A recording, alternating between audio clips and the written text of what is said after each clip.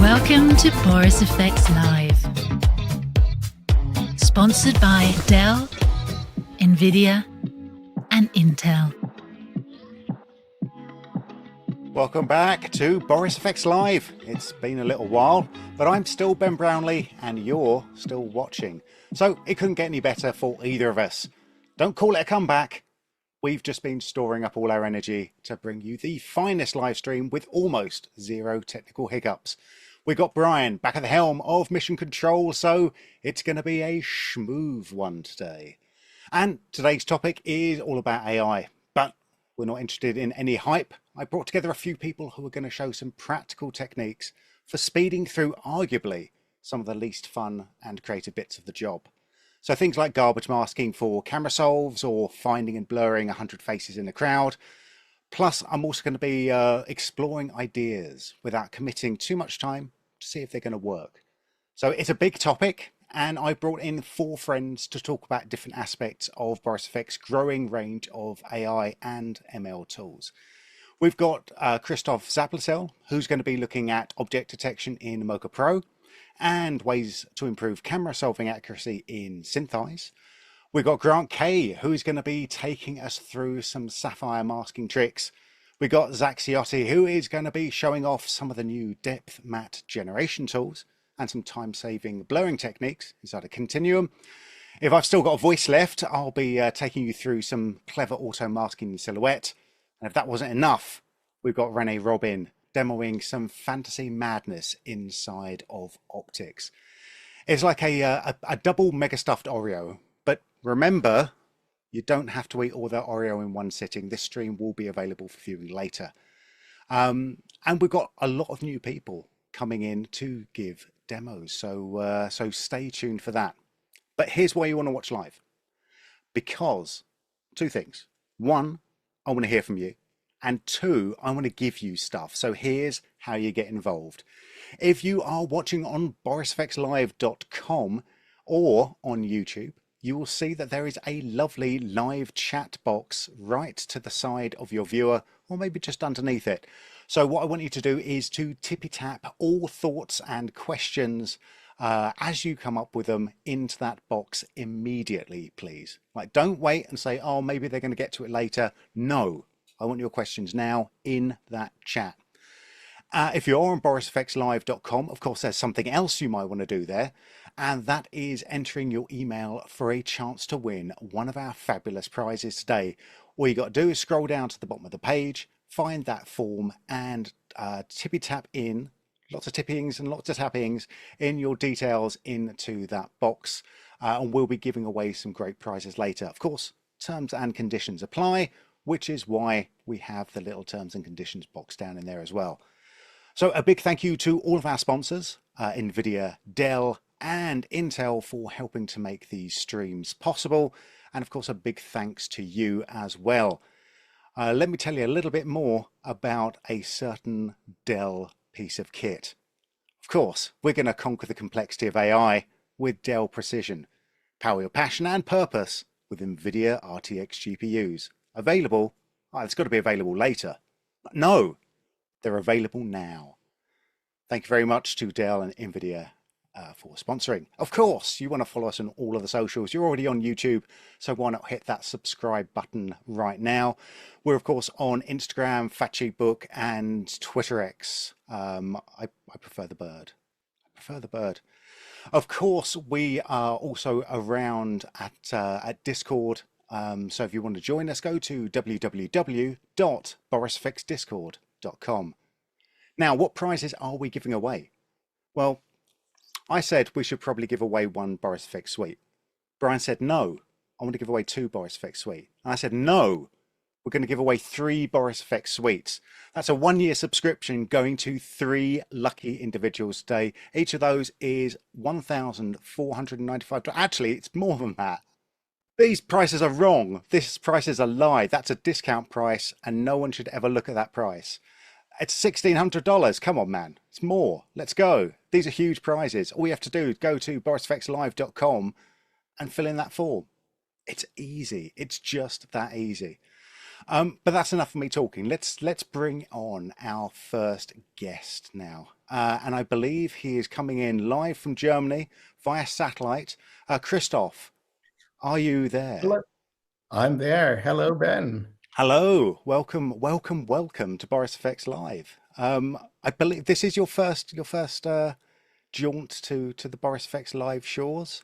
Yeah, first proper jaunt. I did a couple of, or one thing called the virtual IBC, so I had a little partay in that, but this first time proper since I joined. And this is it. So this is really what I wanted to talk to you about. You are a new member of the Boris FX team, and it's delightful to have you. Um, can you tell people just a little bit about yourself? We don't need to go into too many details, but just a little bit about yourself. Just a little bit. Well, I usually say that I got this kind of industry or job with the crib. So my parents had a claymation studio, and you probably know these little guys here. So yeah, I played around like film and television. That was kind of my kid's room, so to speak, my playground. So I got my hands on the first Avid at 15, and then realized that for editing, I should have some feeling of rhythm. So I pivoted to compositing, visual effects, did that for the last 25 years. And yeah, well, as I found out, I really like to explain stuff and know stuff and tell people about it, whether they want to hear it or not. And that's how I ended up here. And glad to tell people about Synthesize, Mocha, Silhouette, and all the good stuff. That's it. And like this is where people will probably have seen you before because you have done some of our Silhouette, Synthesize, and Mocha videos already. So they don't know you as Nepo Baby Christoph. They know you as Synthesize, Silhouette, and Mocha Christoph, which I think is much better because I really don't want that Nepo Baby nickname to stick because I think that would be very neither. bad. We're in agreement there. Yeah, there we go. That's good. Right, let's jump right back into it, shall we? What Sure. have you got to show for us today? Because we are Well, you talking AI. Yeah. You mentioned the first couple of videos I did, and one of my favorites was, I have to say, the face detect one, because talking about AI today, this is one of the features where I think that we really show that AI tools don't need to be, this is what you get, rendered image, be done with it, but enabling artists to use this on downstream. So I've got this little clip here of these people dancing, and just want to notice a couple of things. People tend to move in and out there, and it's quite a long clip. I think it's roughly 350 frames. So imagine you would need to track all those faces. And of course, Mocha would be your choice for that, but it would still take you some time. But I'm lazy. I don't want to do that. I want to use the face detection inside of Mocha, and that, with the latest version, has now come to the Essentials page. So to not clutter up the interface, I'm going to stick right here on the Essentials page. Nice big viewer. And let's pick a frame where we see a couple of faces. So let's go with this one. Just going to render a single frame for now. So the machine learning model loads into the graphics card. And once it's done, we are getting not an image, but rather 4 shapes. And as you can already see, those are editable. And this is going to be like my favorite feature about this. These are editable. So that's really great. But right now we've only done that for a single frame, which brings me to a feature which is totally non-AI, but my favorite little quality of life improvement in this latest version of Mocha, and that is this button. We can now render forwards and backwards with a single click. And I just love it. So I'm going to do that for the entire clip. And yeah, you see quite a lot of faces in there. We're now at 18, 19, 20. Just keep that in the back of your mind, because I'm going to get back to that. And those are not 25 dancers. So, okay. So it's done its thing. And we've got a total of, I would say, about 30 faces. So why is there so much more faces than dancers? Well, the reason, we can see that pretty easily here, where this lovely lady gets obscured by our hero dancer, and then a new shape pops up. So this is something to be aware of with this tool, is once a face gets off frame or gets obscured, then a new shape is created. So that's something you can deal with. You can merge them if you want to. If you want to explore that in more detail, I would love you to watch my video on that. But what's also great about these shapes is they're editable, but also they come with a surface. So if you're a seasoned Mocha artist, you I think can see the potential of that you can export tracking data, corner pin data, all that stuff to your favorite app like After Effects, like Premiere.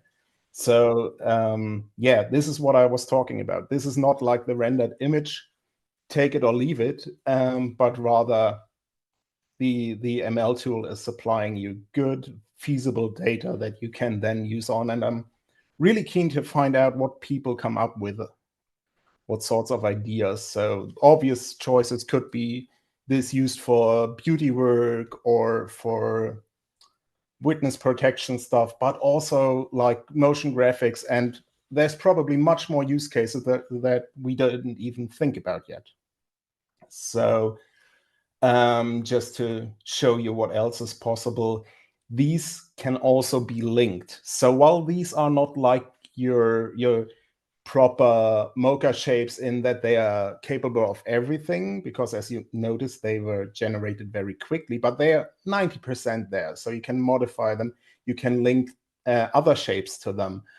The only, I would say, a constriction is that you can't do power meshes on them, but you can combine them with a power mesh. So there's loads of potential here.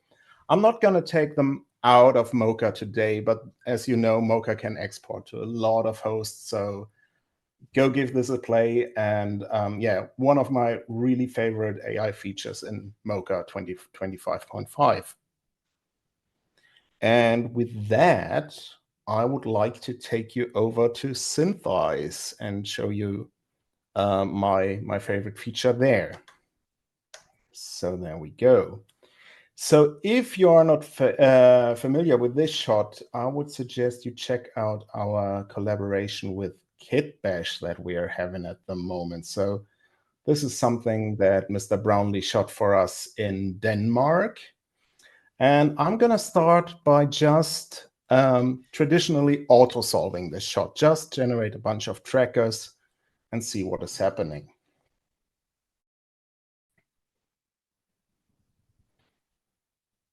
So there we are. It comes up with a solve, but we see problems.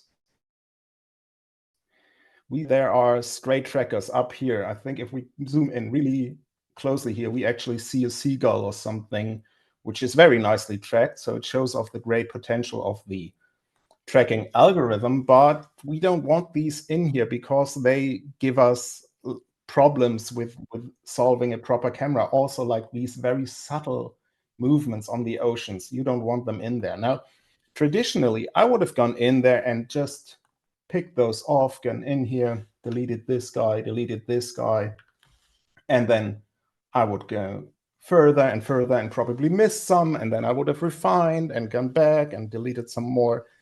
Well, with MaskML now being part of Synthesize, I can do this much more streamlined. So let me get rid of that solve. Let me also get rid of all those blips and trackers and start, instead of just auto-solving the shop, going to the rotor masking room, I can now access MaskML. Now, MaskML is in a lot of our products, but here I would specifically use it to either just as a garbage mask, like I'm doing now, or I could also use it to isolate an image. So let's imagine that this shot contains a kite that I want to object track, then I could generate myself a mask for that, and Synthesize would then know to allocate those trackers to an object instead of a camera solve. So, and let me quickly start this up. Once again, the model is loading to my graphics card, and now we are rendering away.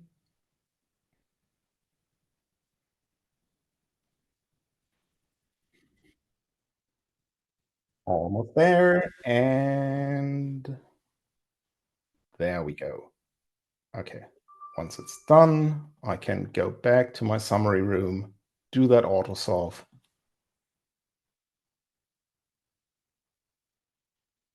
And I don't have to worry about those trackers at all. So, and if you want to see how I take it from here, align the shot, bring in some really nice kit bash models and all that stuff, then I would suggest you to check out that video as well. Yeah, that's a great one. It's and that's available now on the Boris FX web page. If you go into our training, there's a lot of stuff, but actually there is a great one that handles that exact video in much more detail. I think actually while if you want to learn more, of course, we do have a sort of mini Synthesize Essentials course available, done by the inimitable Matthew Merkovich, which is a fantastic place to start. But, and I'm not breaking any news because I've been talking about this for quite a while. We have a more developed Synthesize training course coming along. I'm gonna say very soon, because obviously I don't want to put a fine date on this. But if you're watching this in the future, it might already be there. So you just head over to Boris FX and have a little look for it. Christoph, we have some questions for you about the shot. Actually, it's not so much questions as more sort of statements. So you are part of the Flame family. Yes. Yes. Near and dear to my heart, I have to say. Yeah. Tell us a little bit more about your Flame background.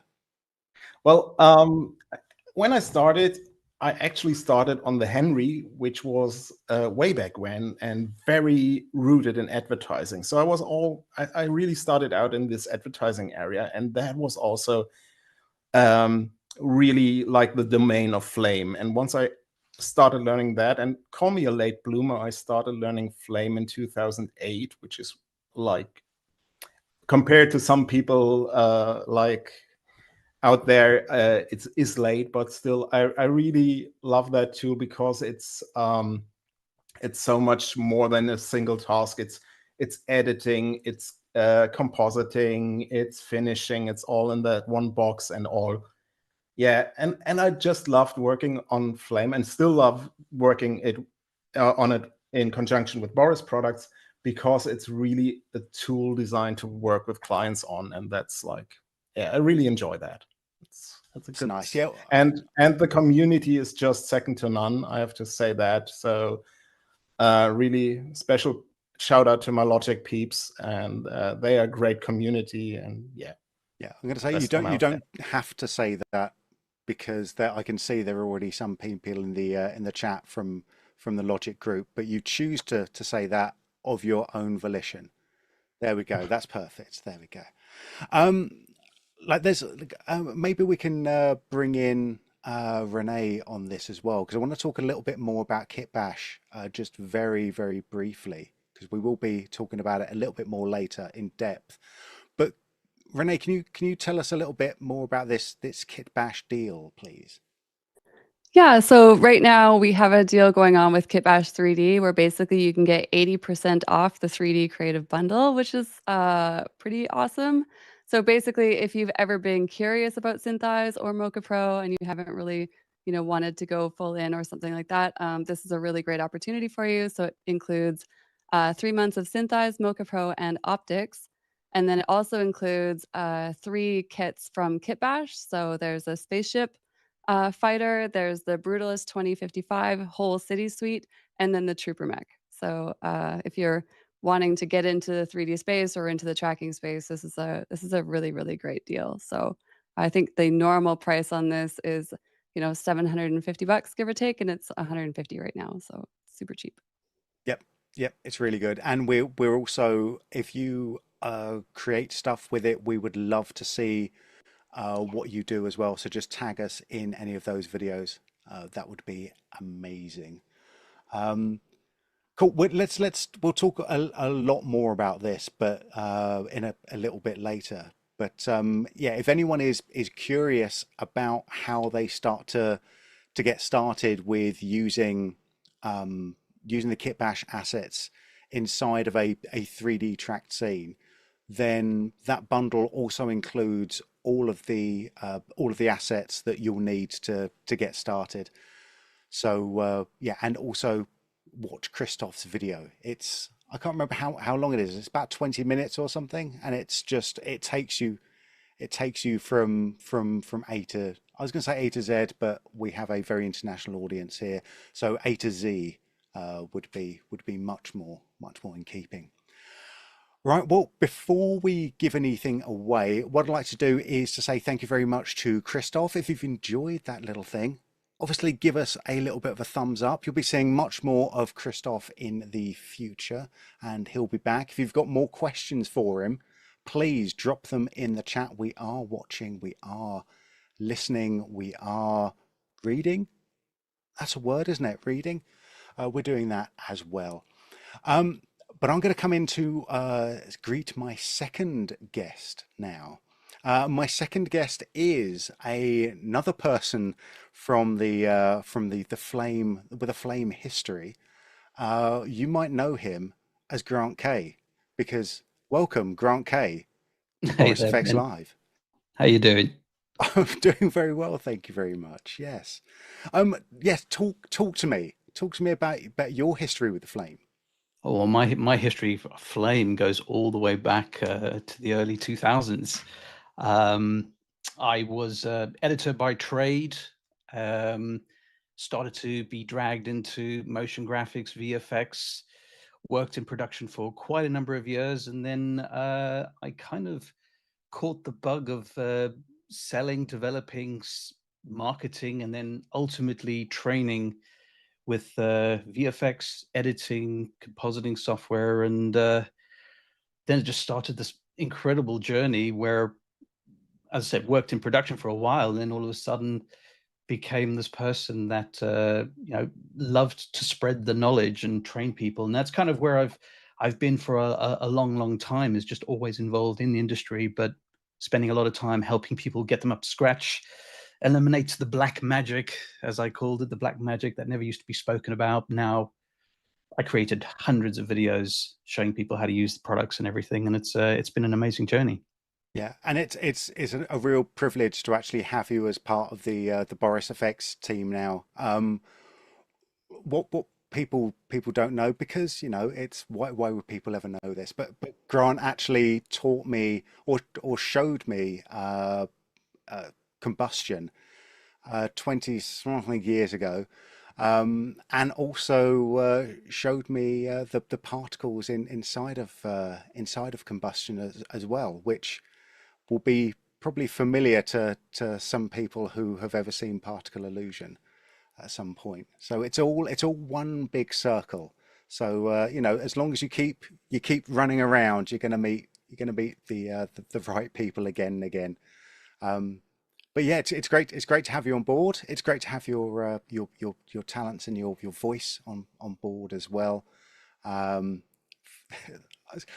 Not your literal voice, but your artistic voice. There we go. I'm Thank just you. gonna put that, as well as your literal voice. My literal voice. There we go. Let's have a little look. What are you going to show us today?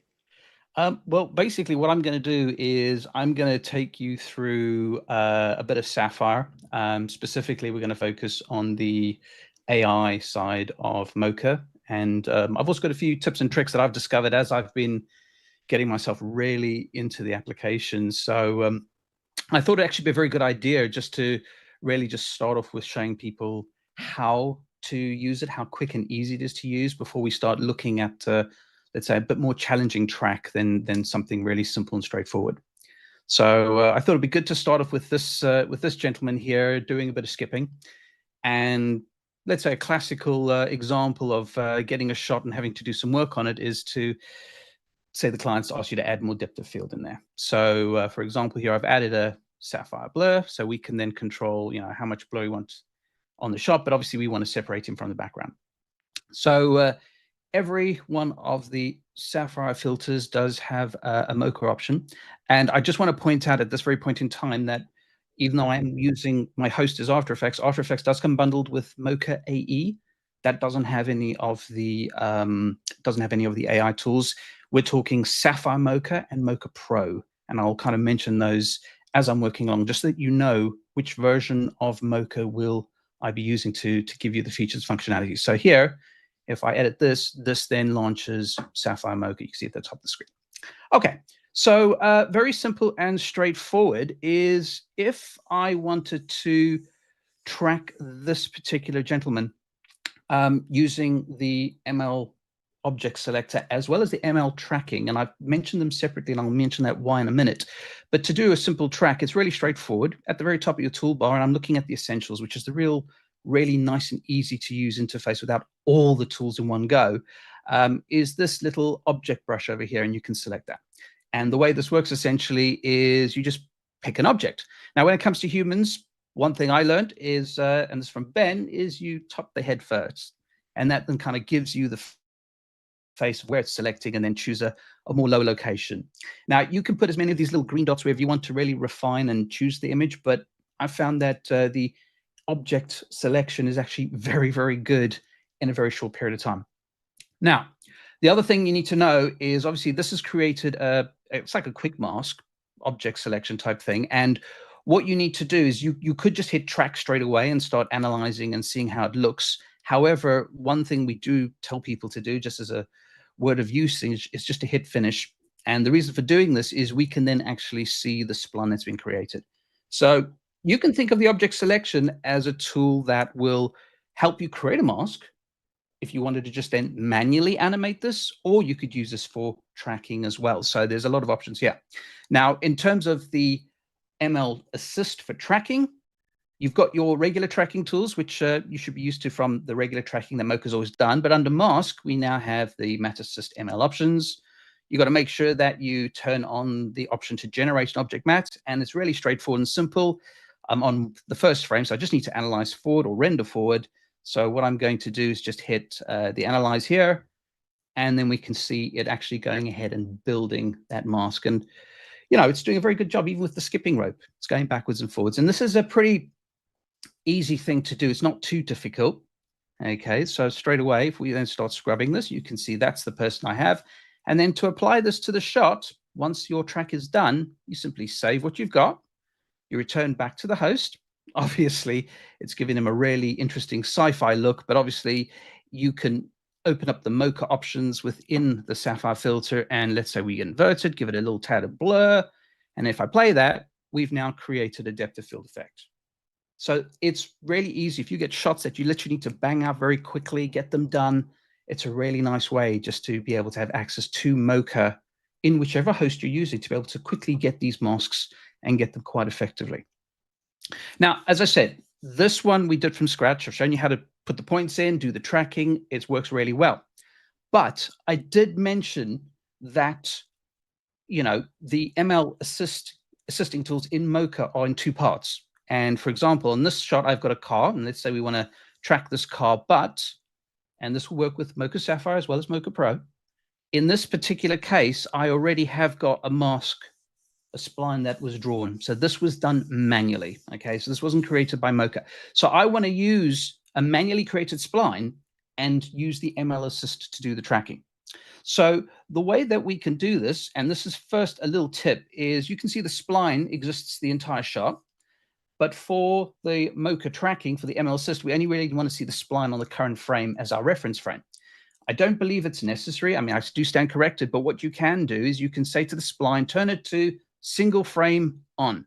And what that means is that spline will then only be visible for the specific single frame. So let's turn that option on and see, there we go. So it only pops on for that particular shot. So that looks great. Happy with that.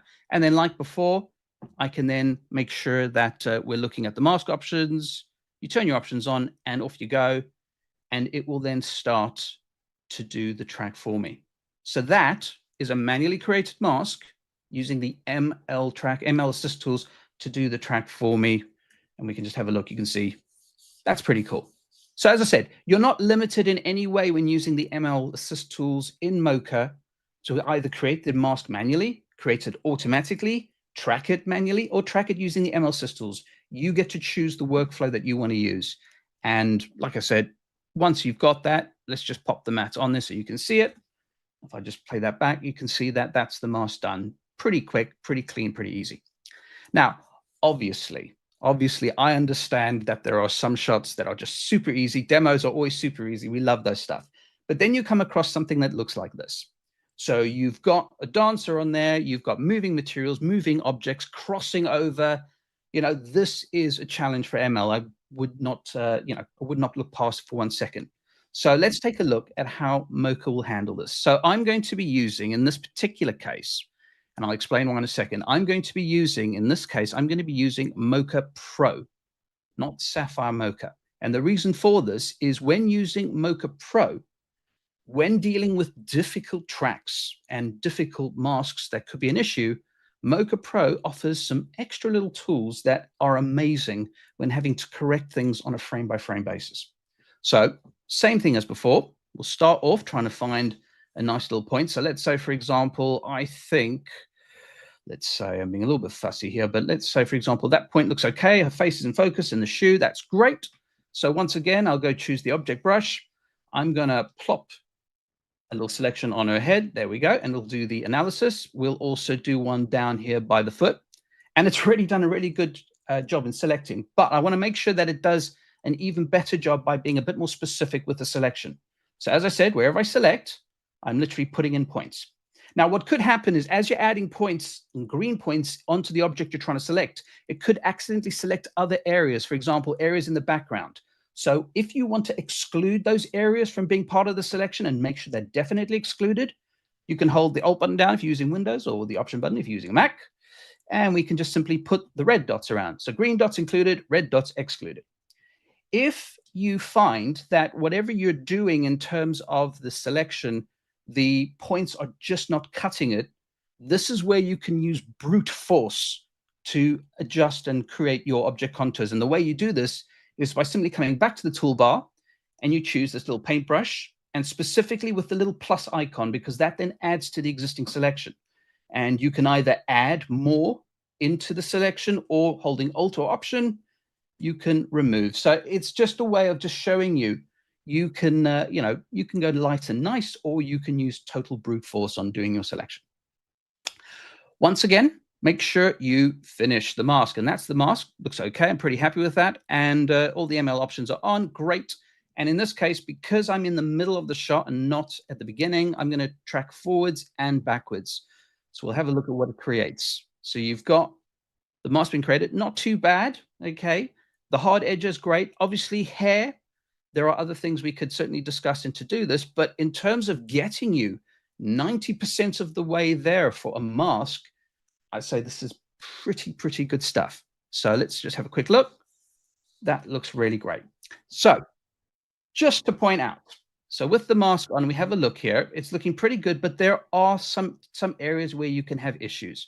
And what I'm going to refer to is, let's say, for example, we stop about that frame over there. Now you can see that because the material is flapping around the legs in this region, the tracker and the ML Assist shape selection obviously got confused. So I need to get rid of this because this will obviously become a cutout in the middle of a leg. So we don't want that. So this is where these functions come in with Mocha Pro. I'm going to change from the Essentials workout layout to the Classic layout, which gives us all of the Mocha tools to work with. And in this case, I'd like you to go to the Mac controls, and we will have a look at this option called Edit Reference from Mat. And what this does is this takes this auto-tracked mask that's been created. You can't edit it as it stands, but what you can do is when you select on this particular frame, is when you choose it, it turns that into editable splines. So the use of this is you can be in your pick tool, so you can select things, and then you can start by going ahead and removing the points that you don't want to be considered for this particular frame. So if I delete that out, you can see I've got my main spline over it and everything else is fine. So if I now hit matte from reference, boom, it now removes that. So that frame is now clear. Now we can go to the next frame. We can see there's a section that needs going here.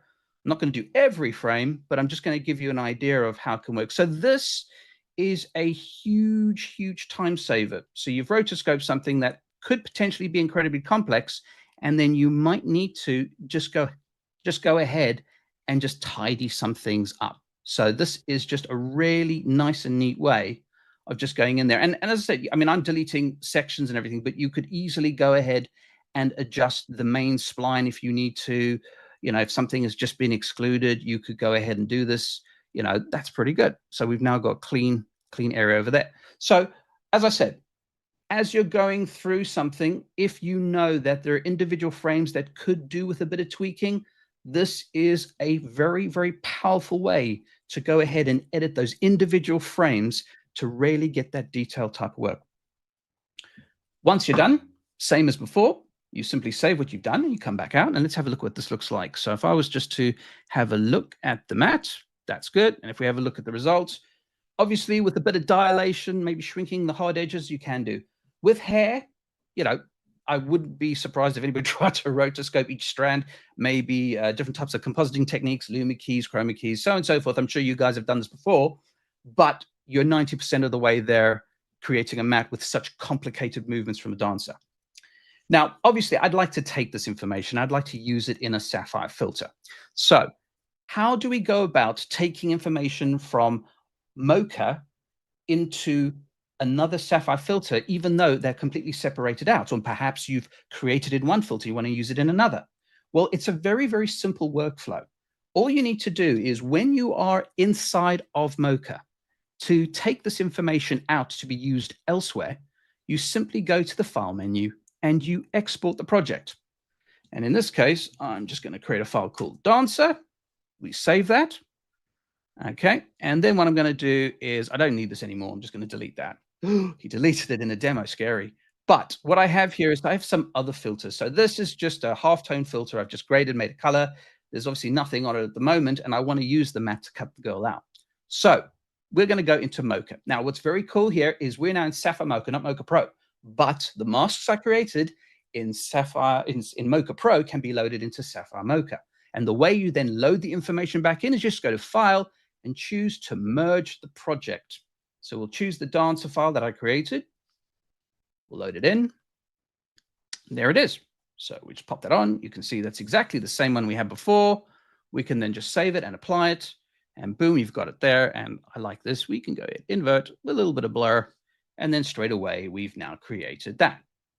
So really quick and handy way of using and adjusting the tools to suit the workflow that you're using. Now, this is quite interesting because this actually brings me on to another real handy function, which I was shown. And I thought, I've got to show you guys this because this is so cool.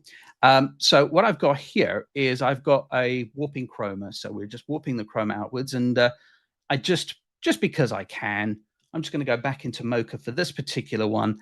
And we're just going to merge in the dancer once more. So we'll just bring the dancer back in. There you go. Okay. And the reason why I'm showing you this is there is a really cool option in some of the Sapphire filters, not all of them, but something called post and pre-effect. Now, by default, it's set to post effect. And what that means essentially is as you're using this filter, you can see that the effect is constrained by the matte. So you have the filter being applied first, and then the matte is being applied on top as a cutout. But one thing you can do here is you can change it from post effect to pre-effect. What that means now is the mask is applied first in the filter and then the effect. So what you now get is you can now have effects that go beyond the matte.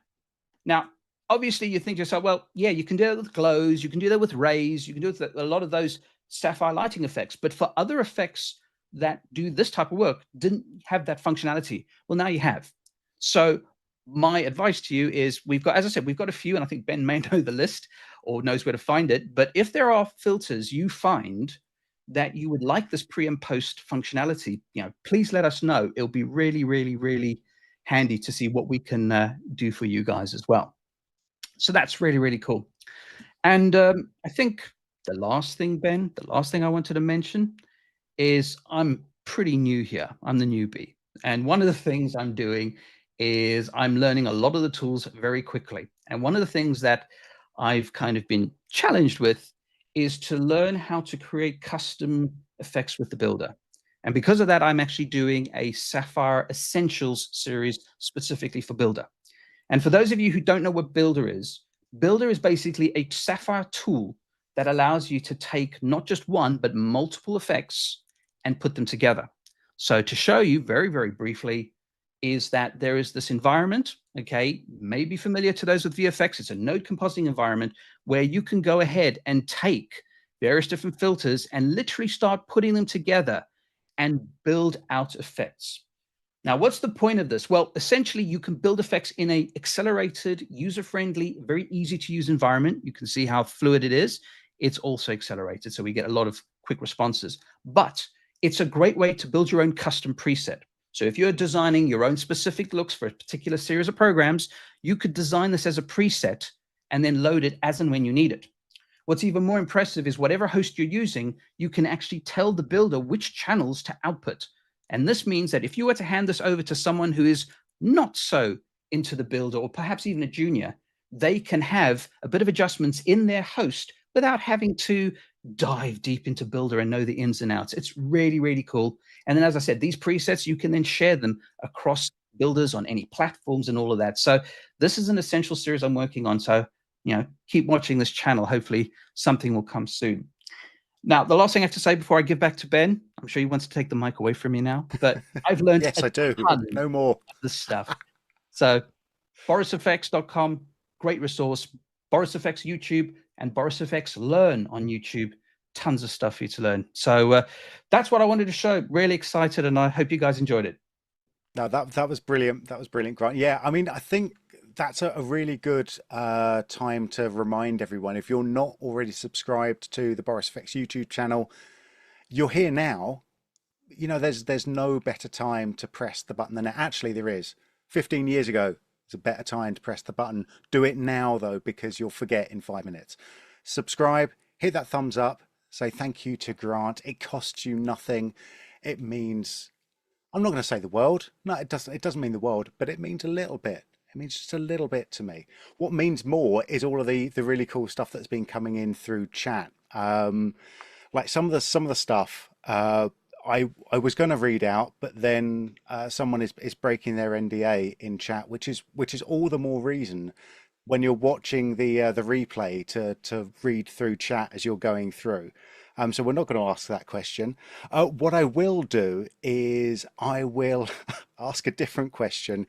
Grant, are there any strengths or weaknesses to the Matte Assist as you're seeing it inside of Mocha, inside of Sapphire? Any strengths or weaknesses to the Matte Assist? So are there any sorts of shots that you would expect them to sort of fall over or need a little bit more massaging? Well, I mean, what I'm finding is close up to medium shots, very, very good. Long shots, not so bad. Obviously, if things are far away, can get a little bit confused, but, I'm still throwing lots of different shots at it, trying to see where it falls over. But so far, I've been very, very impressed with it. Yeah. Yeah. And I think that's actually a good point to bear in mind when we start to look at this sort of stuff inside of Silhouette a little bit later as well. Because if you've been watching the stream so far, what you'll have noticed is that we do have shared technology going throughout these products. We've seen, what is it, three different products now. We've seen Mocha, we've seen Synthesize, and we've seen Sapphire. And there are, there's the similar sort of Matte Assist and Mask ML stuff going through them all, but they're all tweaked slightly to sort of fit the type of task that you're probably going to do with those shots. So as we come into Silhouette, where there is an expectation of sort of much more user input, we'll be able to go a little bit deeper into some of the questions that I've already seen in chat here, including things like motion blur and how we deal with hair as well.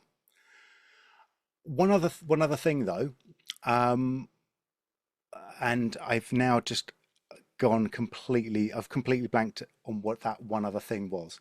So I'm going to come back to that.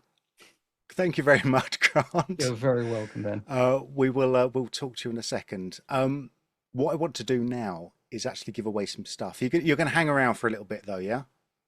Oh no, I'm not going anywhere. And I'll pop onto the live chat and actually start answering when I can see the window myself. Absolutely. Right, perfect. All right, well, if you've gone to borisfxlive.com, you will have seen that at the bottom of the page there's a little competition box for you. And it's not so much competition because we're just giving stuff away. There's no actual real skill involved except for having a first name, a last name, and an email address, and some other small terms and conditions in there as well. But we're giving away the Boris FX Suite. This is everything that we have on our video side, including all of the stuff that we have seen so far. Synthesize, we've got Mocha Pro, we've got Sapphire. You're going to see Continuum in a little bit. You're going to see Silhouette in a little bit as well. And of course, Optics, plus more. And we're going to give that away to one lucky winner now and two lucky winners later. The price is correct? Question mark. Oh my goodness, the price is correct on the suite. It's a bargain. It's do you know, it's cheap at twice the price.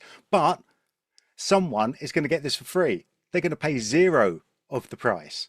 And that person is in my magic tombola right now. What I'm going to do is I'm going to start that tombola spinning. Come on, let's go. Let's spin that tombola. Let's get this prize going because the suspense is killing me. Thank you very much. Congratulations to our first winner, Todd Brooks. Am I pronouncing that name right? Todd Brooks.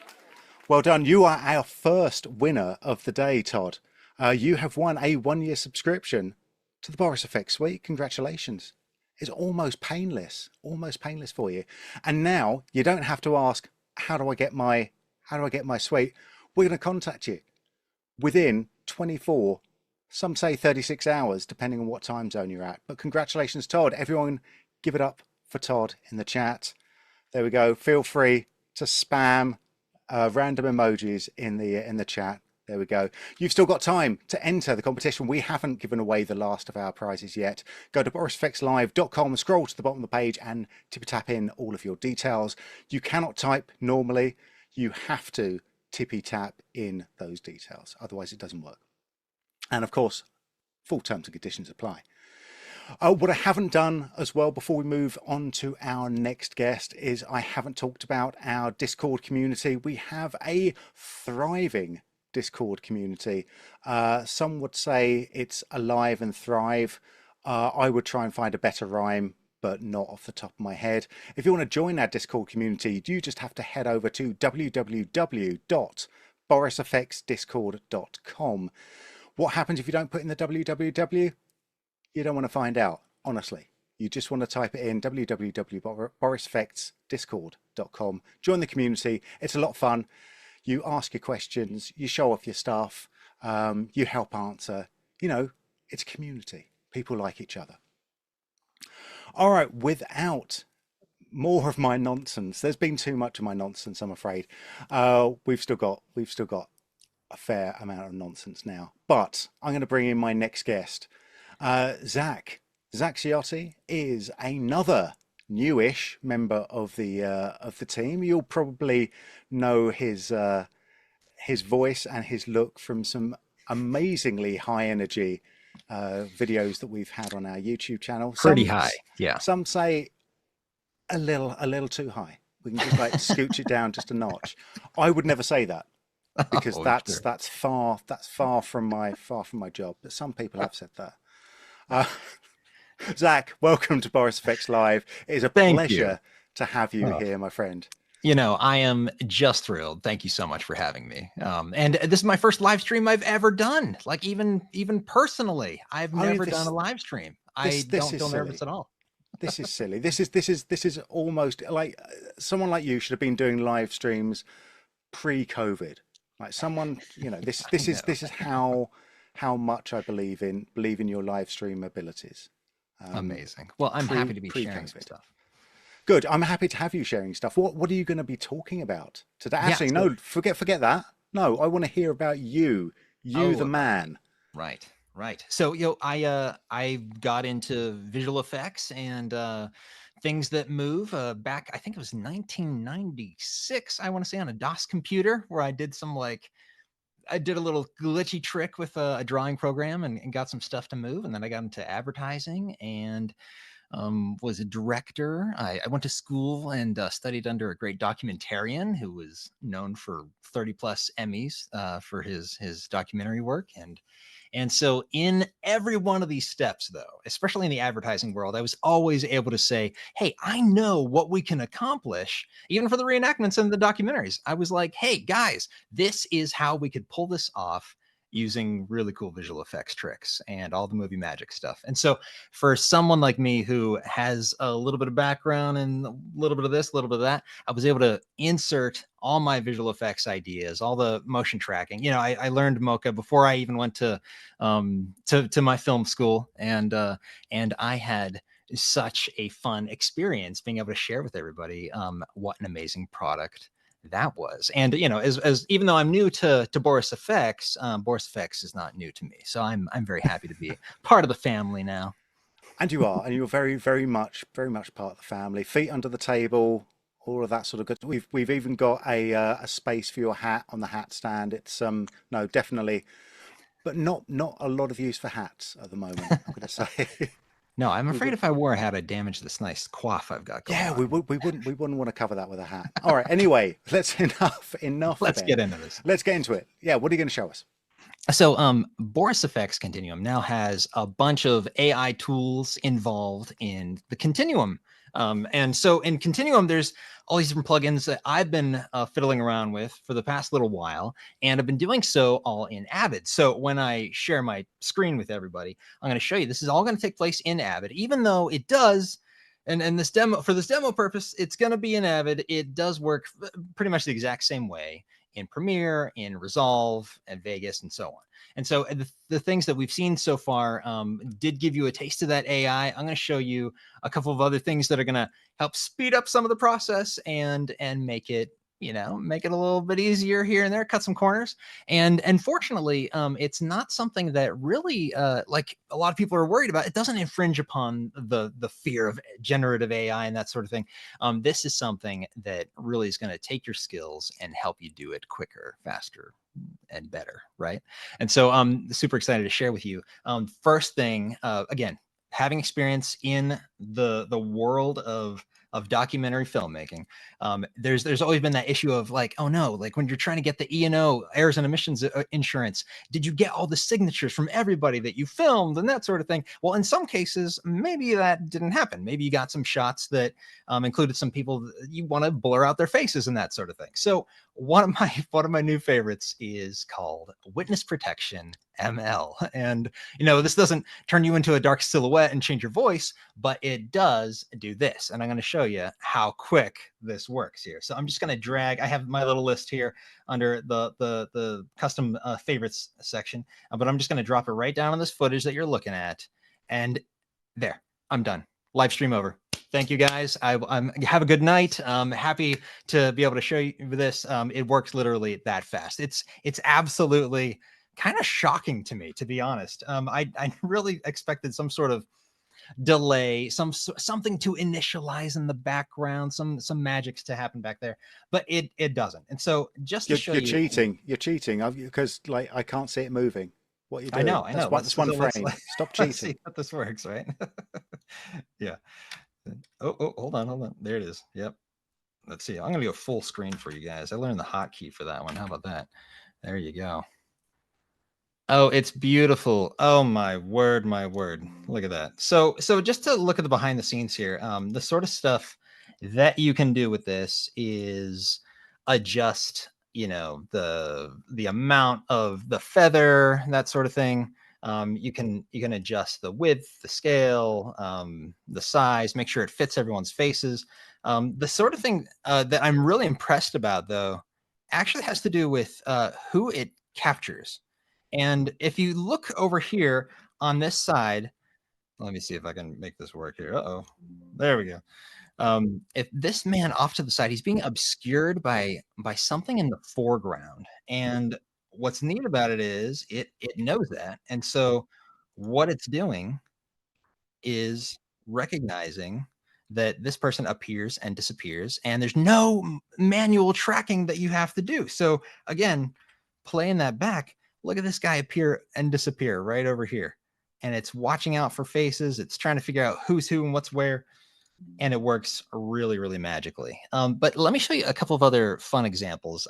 This one, a little bit more complicated. You got people moving a little bit more. You got faces turning. I don't know exactly where this footage originated from, but it's a bunch of people arguing on a subway, it looks like, on public transportation. So let's take a peek at that one right here, just to play it back for you. Focus is going in and out. Someone's turning over, turning their head. So let's drag and drop that one more time and see instant results like that. It works so good. It really is magic. And, you know, within this, you can adjust the width and size.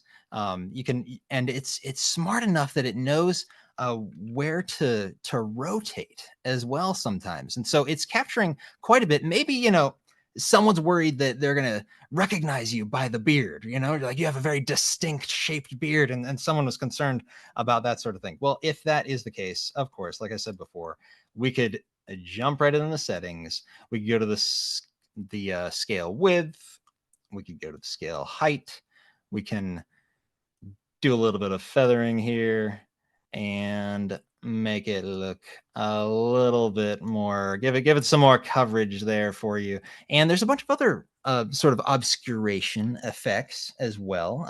But again, there's a lot of, and even if you have some parallax and movement and different things, just as an example, this is a shot where we added the classic mosaic touch to it. And so the mosaic, you can increase the size, the scale, like you typically can. And a great little option here is to add that scramble, because, you know, I'm sure there's somebody out there who's had their face blurred and concealed, and they're like, wait, I can recognize that my eyes like are right here on my face, and down here I have that goatee. And so for anybody concerned, you can really mix it up, scramble the look of the mosaic, and hide everybody. And it works so instantly. In fact, I haven't found a missing face in all the examples that I've tried with this so far. There's also some really neat effects that you can do. Let's say just for another example here, I'm going to drag this one on here again. Look, immediately we're seeing results. And what happens is when you jump down into these other settings way down here, you can see different tint color options that you can change things, change blending mode. And I have a little example of what that looks like right here. So check this out. This is kind of fun. Going for kind of a unique look, right? And so you've got these different options. It's you know, maybe not for everybody to give this particular look, but just to show you something kind of extreme there. There are all these different settings within the effect editor, and this works the same way in all your editors. So if you are quick and on the move and you've got deadlines and you want to throw this up there, you can cover faces. And not only that, there's more that you can do.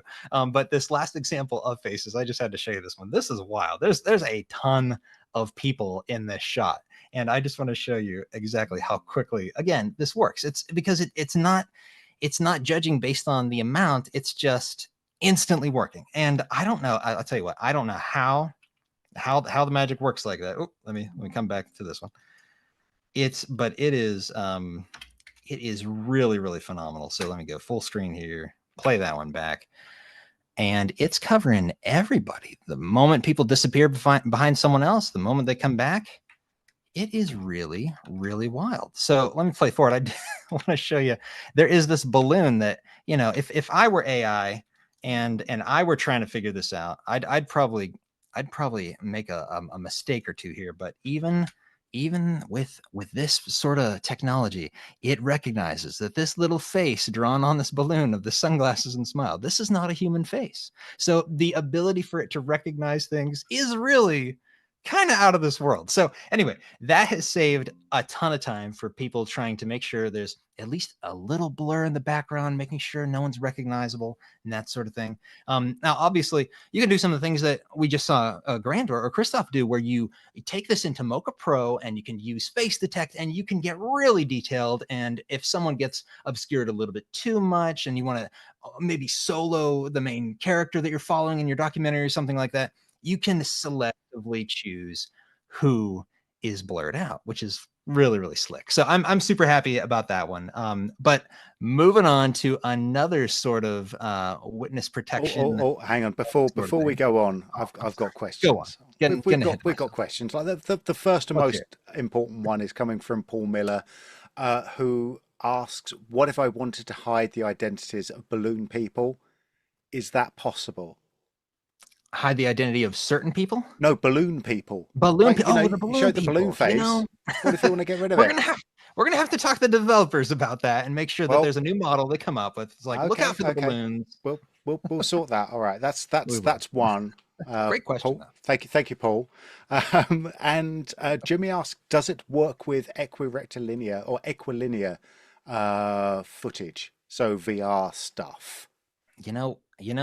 I believe that it does. I have not tried this out myself. But in everything that I've every type of different footage that I put this on is worked flawlessly. So I imagine, and Ben, correct me if I'm wrong. I believe. Well, I'm gonna say if it looks like a face, it will do it. The other thing you can always do is unwrap, splat on face detect, wrap again, boom. Continuum's got all of that stuff covered anyway. You don't have to worry too much about it. And the point is that the AI recognizes that this is a face, and it actually does, like, I compared it to face detect, and it does a really phenomenal wide sweeping job. Like it there's not a whole lot of false positives when you're adding it to like a giant crowd like that. It's pretty good. Yep, I'm going to agree. And also there was a lot of love, not just from me, about you using Scramble. Like the number of times I've seen people not use Scramble, and you just can't get away with it anymore because there's stuff happening that's very good at reconstructing badly mosaiced faces. Absolutely. Yes. All right, enough of the interruptions. Go. So beyond that, in certain places you may not want to show license plates, right? And so the next type of shot that I want to preview to you is a simple one right here. This shows New York City. You know what? This footage might look a little familiar to you, actually, Ben. Does this ring any bells at all? I appear to have. I've recognized some of those cars. Yeah, I think some of those cars are mine. Yeah, yeah, that's right. Well, in this situation, you're seeing a lot of cars move by. You're seeing license plates. And now if we were to stop and we were to see something in full focus like this, the AI is going to recognize, okay, that is the time to make a big change here. So let's drag another favorite of mine, BCC Plus license plate ML, and instantly check it out. Here we are yet again. And we have instant license plate coverage right here, which is pretty slick. I like it. I like what I'm seeing. So with this, I'm going to emphasize this for you by showing a full screen right here. This is kind of interesting. It recognizes as soon, and especially as it comes out of focus, as motion blur kicks up, it knows you're not going to be able to read something that's going by really close to the camera when the parallax effect is happening.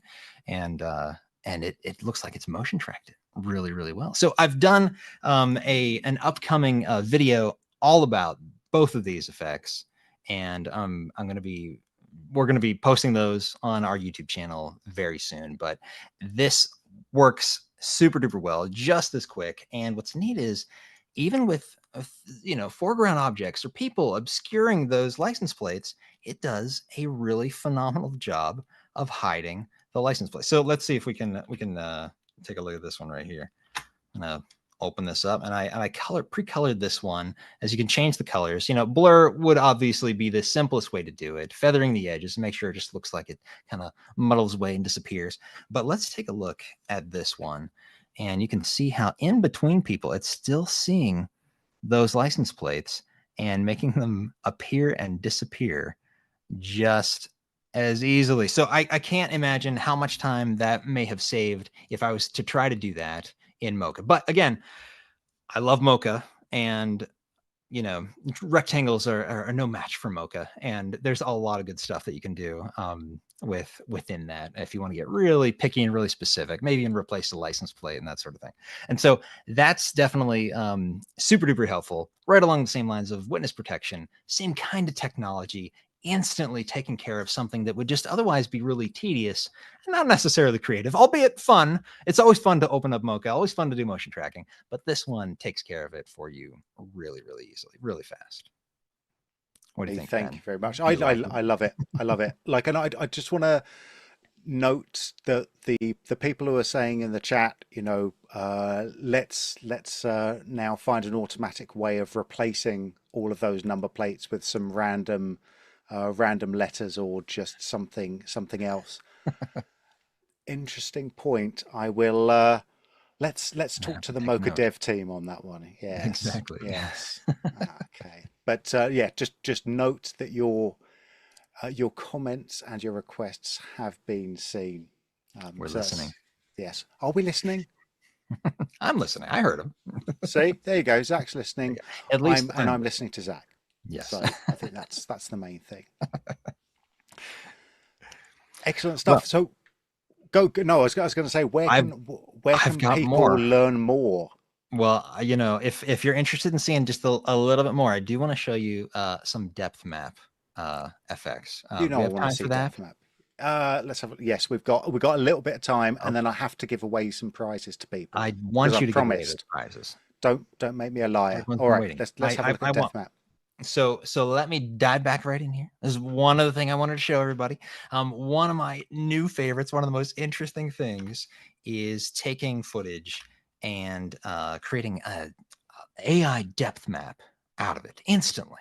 So check out how this works. I'm just gonna jump to the start right here, and we're gonna grab, let's say, you can do this with, what's really interesting is the pixel chooser and Mocha is now found built into a lot of Boris FX Continuum plugins. So if you look for Mocha, the pixel chooser, you'll see it in anything that says BCC+. So I'm going to grab one of my favorites here. This is Double Fog. I'm going to throw this down on here, and we're going to open up the effect editor right here. And real quick, just to lay out what this is going to do. There's these boys that are looking at something kind of spooky out in their farmland right here, and we're going to touch up the look. We're going to change the color to make it a little bit more obvious, a little bit more visible. I'm going to double click this right here. Let me see if I can make that work. There it is. Hey, let's give it like a dark blue color.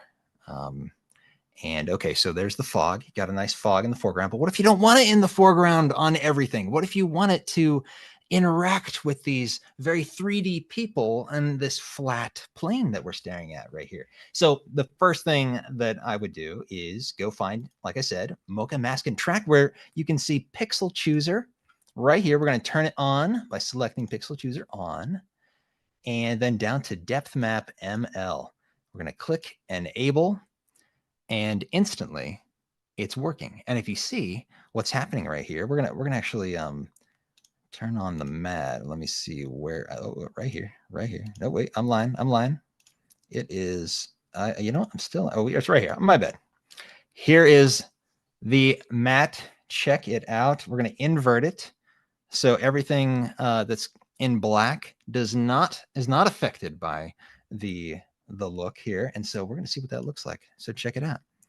And then we can adjust some of these parameters. We're going to push that fog a little further away from our two heroes, intensify, get it a little bit further away from them.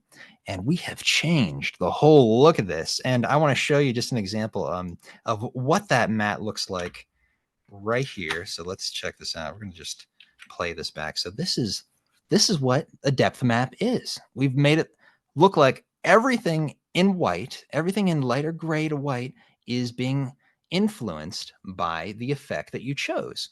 And so this is something I've always wanted to happen this quickly. And every time I tried doing this manually, boy, it's been a really difficult project. And so thankfully, the technology has caught up with my deep desires, and now we can do this stuff super fast. And here's a really fun example of, I don't want to spend all day doing this, but as much as I would if you asked. But check this out. Just a little example of how it looks like this spooky fog and something glowing in the distance with that nice J.J. Abrams ridiculous lens flare going on in the background. But this has changed the whole look of what was otherwise a very flat looking shot. And so beautiful, really love it. Really love how that turned out. Similar sort of thing you can do with other effects where you take someone with this, and this shot does have a bit of parallax here, and that presents, hold on. Come back over to that one. Stick with me here. All right, here we go. And depth map is useful for the most ideal situation would be you're not running around with the iPhone through the forest in the dark, and as much as you can see an outline of people, of things, as much as you can see them moving as still as possible, it'll work the best. But I want to show you in this shot, even though we do have a lot of details which are in the midground and some in the foreground of these bushes right here, and someone that's moving a little bit, the effect still works really, really slick. And so just as a quick preview to wrap it up, check this out. This is a fun example of some effects where you can put this sort of comic book style in the background and do a lot of fun things. So anyway, that's all I got for you today. There are a lot of other fun things that we're going to be discussing in a full AI series, just taking it from Avid, from the perspective of Avid, and doing all these things within a continuum and sharing them with you over the next few weeks. I'm very much looking forward to sharing those. I've been working hard on them,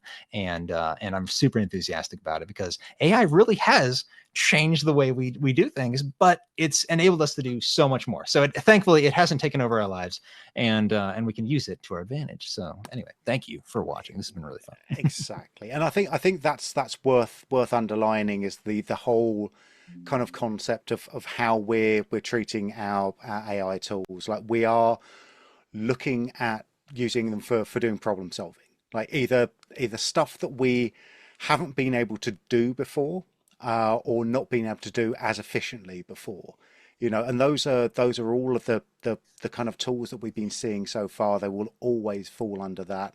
We haven't looked at any of the noise reduction stuff. We haven't looked at any of the motion blur stuff yet, but it's just allowed us to do things that were either technically very difficult to do with or impossible to do with regular sort of computer vision stuff, or allow us to do things much more in a much more sort of user friendly and approachable way. It's worth also saying that all of our tools run on premise, so they don't need a cloud connection, or they don't need an internet connection or sending anything to the cloud. We train all our models in house, so that when people say, oh, well, this shot doesn't do X, Y, or Z, if it's something that's fun and interesting, we'll say, can we have a look at the shot? Would you mind if we looked at the shot and tried to see what's unique about it, and then not adding your shot to the training data, but using our own stuff to sort of do similar stuff there. This sort of brings me back to the question. I'm going to try and find the question here. I think it was Finn who asked about the license plate ML. because we showed a US license plate. Zach, does this work with international license plates as well? Yes, 100%. Yes, yeah. It's been designed for that purpose, right? Like there's a rectangle kind of shape. You know, maybe it's not the same shape rectangle in every country, right? But it's got numbers, it's got letters, and it knows what to look for. And what's really neat, you know, I didn't get to mention this, but it just in general with all these different plugins, all these different filters and stuff, there's in a lot of cases you can see which AI model we're providing right there, which one is in use. And sometimes you can switch to see which one's having a better effect. But what's really cool is and exciting is like this shows how committed Boris FX is, because we're going to be making new models, we're going to be improving them, and they will show up right there in new options. And these will be things that we'll show off at another time when we're coming out with new versions of the models and all the fun AI stuff in the future. But it shows that there's going to be a lot of good improvements, and it's only going to get better from here, which, you know, that's got me excited. Yeah, this is it. I mean, with license plates, we've trained it on license plates from all over the world. We've tried to make sure that we don't have any false negatives. We sort of err towards false positives, really, because it's better to kind of have to take one out than to have to add several in. But yeah, Zach's absolutely right. Like we are constantly updating all of these models. We've got a very a committed and growing ML team who are doing all of this work, and it's Yes. amazing to see. I mean, where we were probably 3 years ago when we launched our actual first ML filters to where Right. we are now. Right. Yeah. It's an exponential growth that we've seen. Right. And it just means there's a lot to look forward to. And so, yeah, I'm pumped, man. One more question that's just popped up is that, you know, what is the GPU memory requirements that you need for some of this stuff? Well, I tell you what, I don't even have that good of a computer, to be totally honest. And so everything that you're seeing right here is on an older GPU. And you know, for as far as I'm concerned, it's pulling off a lot with very, very little. As far as those specifics go, you can go to borisfx.com, find out. Unless Ben, you know the answer off the top of your head about which specific cards we should. I mean, what you said is exactly the right answer, which is go to borisfx.com, have a look at the tech specs for the actual product that you're looking at, because, you know, if you're coming to this stream a little bit later, these specs might have changed, but we recommend, I think the lower limit is 6 gigabytes, but I think we recommend 8 gigabytes of VRAM on your graphics card. It depends. It really does depend on what the tool is that you're using. Some of the models are quite light. Some of them are a little bit heftier, so they need a slightly bigger boy graphics card. Absolutely. We call them the chunky monkeys in here. Yes, right. Yeah, they're a little heavy. They are. Cool. Thank you very much, Zach. Absolutely. We will see you soon. Stick around. I'm sure we have more questions. Apple Metal, okay? Yes, of course, Barbara. Apple Metal is great. All of our AI tools, ML tools, will work on NVIDIA, AMD, and Apple Metal. Happy to do so. Some of them, I think they do have a CPU fallback as well, but you don't want to be using that because that is slow. Right, let's give away some stuff. I've been promising it. I want to give away some stuff. This is my favorite part of the stream. Hang around with us for a little bit longer though, because we still have Silhouette and Optics coming up. We've also got a few little surprises at the end as well. We are, of course, live. If you've been enjoying this so far and you haven't done so already, hit the little thumbs up button. It looks like a thumb that's pointing upwards. It shows us that we are liked. If you're not enjoying the stream, hit the thumbs down button. It shows us that we are hated and we should never do these again. But of course, you want to go in and ask all of your questions still. We are live. We are live, and we are giving away stuff. So the next person whose name I'm going to read out will have won a 1-year subscription to the Boris FX Suite. What did they do to win this? Well, all they did is go to borisfxlive.com, scroll to the bottom of the page and fill in their details using what I call a tippy tap motion. That is all they did. And you can do it too. It's not too late. So just go there right now if you're not already on there and enter your details. Of course, terms and conditions apply. Alrighty, so let's give away some stuff. I have been talking about it for so long. We have 2 more Boris FX Suites to give away, 1 year subscriptions. I'm going to give away 1 right now. I'm going to turn on the tombola. Usually people just crank this by hand. I have the super special Boris FX Live electronic tombola spinning the names. Let's go. The next winner of the Boris FX Suite is the one, the only, Nick Brown. Am I pronouncing that right? Nick Brown. Congratulations, Nick. You are the next winner of the Boris FX Suite. If you are in chat, please spam chat with random emojis to let Nick know that he is loved. All he did was go to borisfxlive.com and enter in his details. You can do it too. It is not too late. All right. Well, it's now my turn. I'm going to actually start showing you some of my favorite stuff that has come out within Silhouette. And because I'm doing that, I'm going to have to move all of the chat windows off to the side of the screen and not get distracted by it. So I'm going to be bringing in Christoph in just a second to curate any fun chat questions. Christoph, are you there? Oh, yes, I am. Oh my goodness, there we go. Right, excellent. Well, let's have a look at Silhouette now, because Silhouette has is our sort of our 2D compositing system focused on paint and roto. It is also our test bed for our ML and AI tools. So whenever we get like a nice shiny new toy, usually it starts off in Silhouette first before being distributed around the Boris FX ecosystem. So one of these things is, of course, Mask ML, and we've seen Mask ML happen inside of Mocha already. You choose your little dots. Let's choose a little dot of something. There we go. You choose a little dot. It loads up the model and then tries to figure out what it is you actually want to select. And here is what I'm selecting: the sail on the boat. Lovely bubbly. All right, and we also have, let's just undo that a second. We also have the ability to take a rectangle and go, all right, let's find what's interesting inside of here. Oh, the most interesting thing is a boat. Excellent. But as of Silhouette 2025.5, we have a new way of trying to select objects.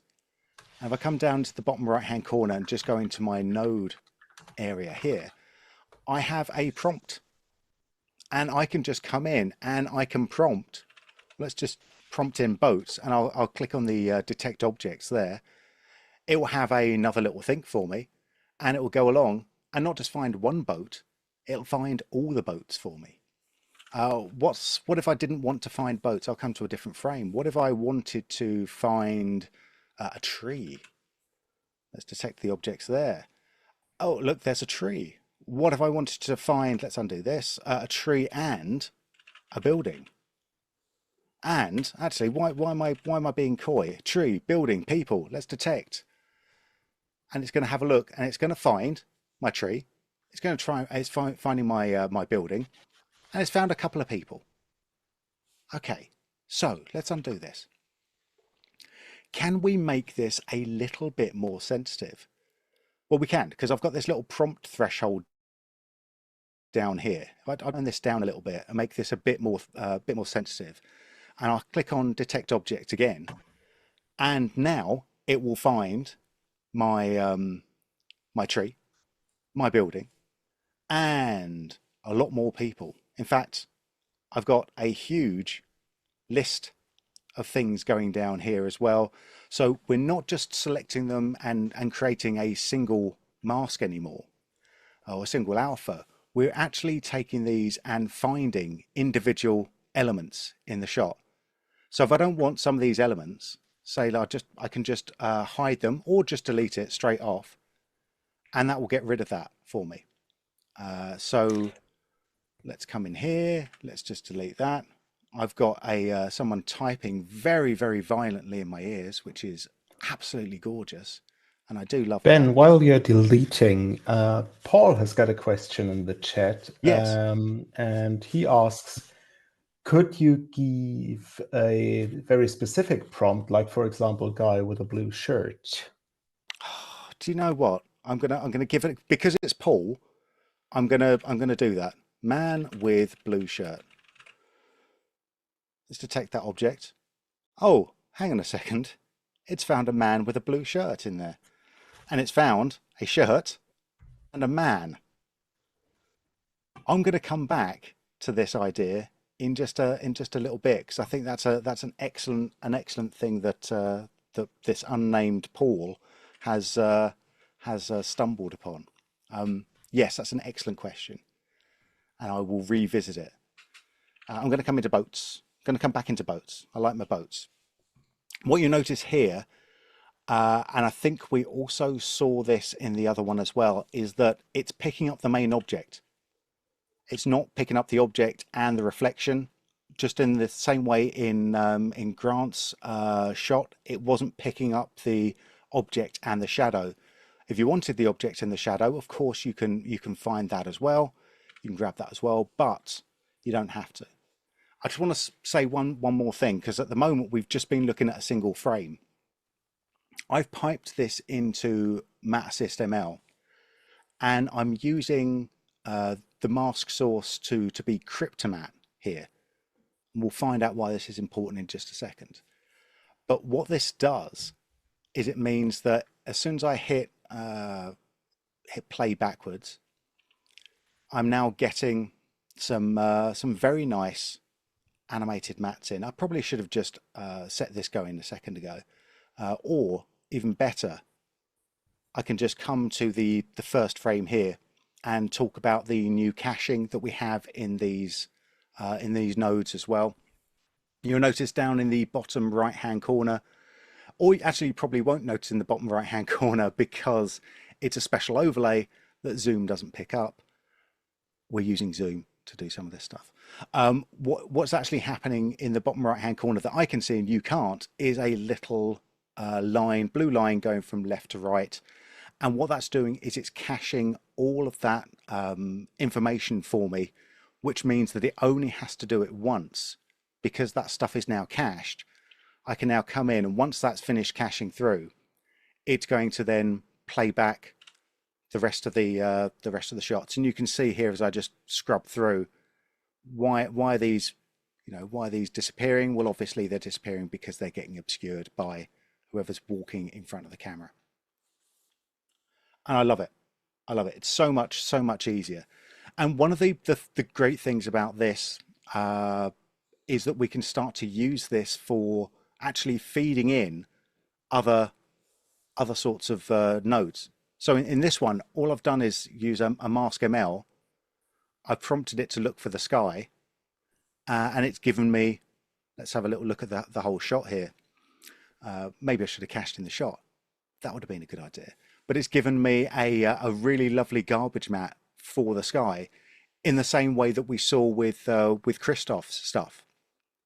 The only difference is I didn't have to do 3 clicks. All I had to do was type in sky, and then everything else was done pretty much for me. So it's all like really sort of straightforward and simple. And we sort of come in here, and I'll feed this into a 3DC node in just a second. Actually, I'll feed it into a 3DC node now.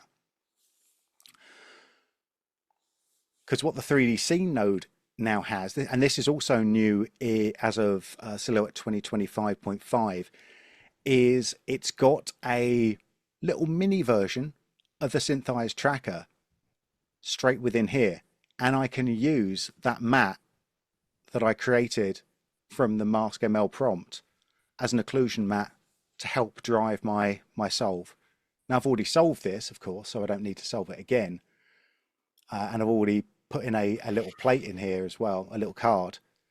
But we can see, I'll zoom out a wee bit, we can see here on the, if I sort of come in and just play this back, that we have a completely stabilized and unprojected version of the road, which I can paint on or do anything else that I want to do. And this is like the real sort of power of having all of this stuff directly inside of Silhouette. I mean, take a look at the road up in the top right hand corner. Let's bounce it back. There we go. Rock steady.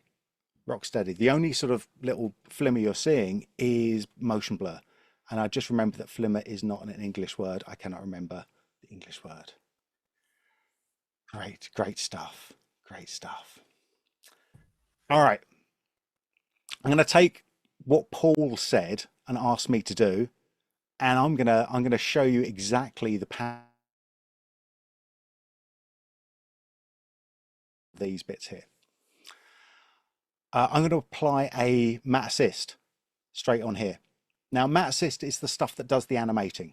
So this is like the secondary phase of the mocha stuff. So it's like once you've created up your mask, matte assist is the bit that does the animating for you.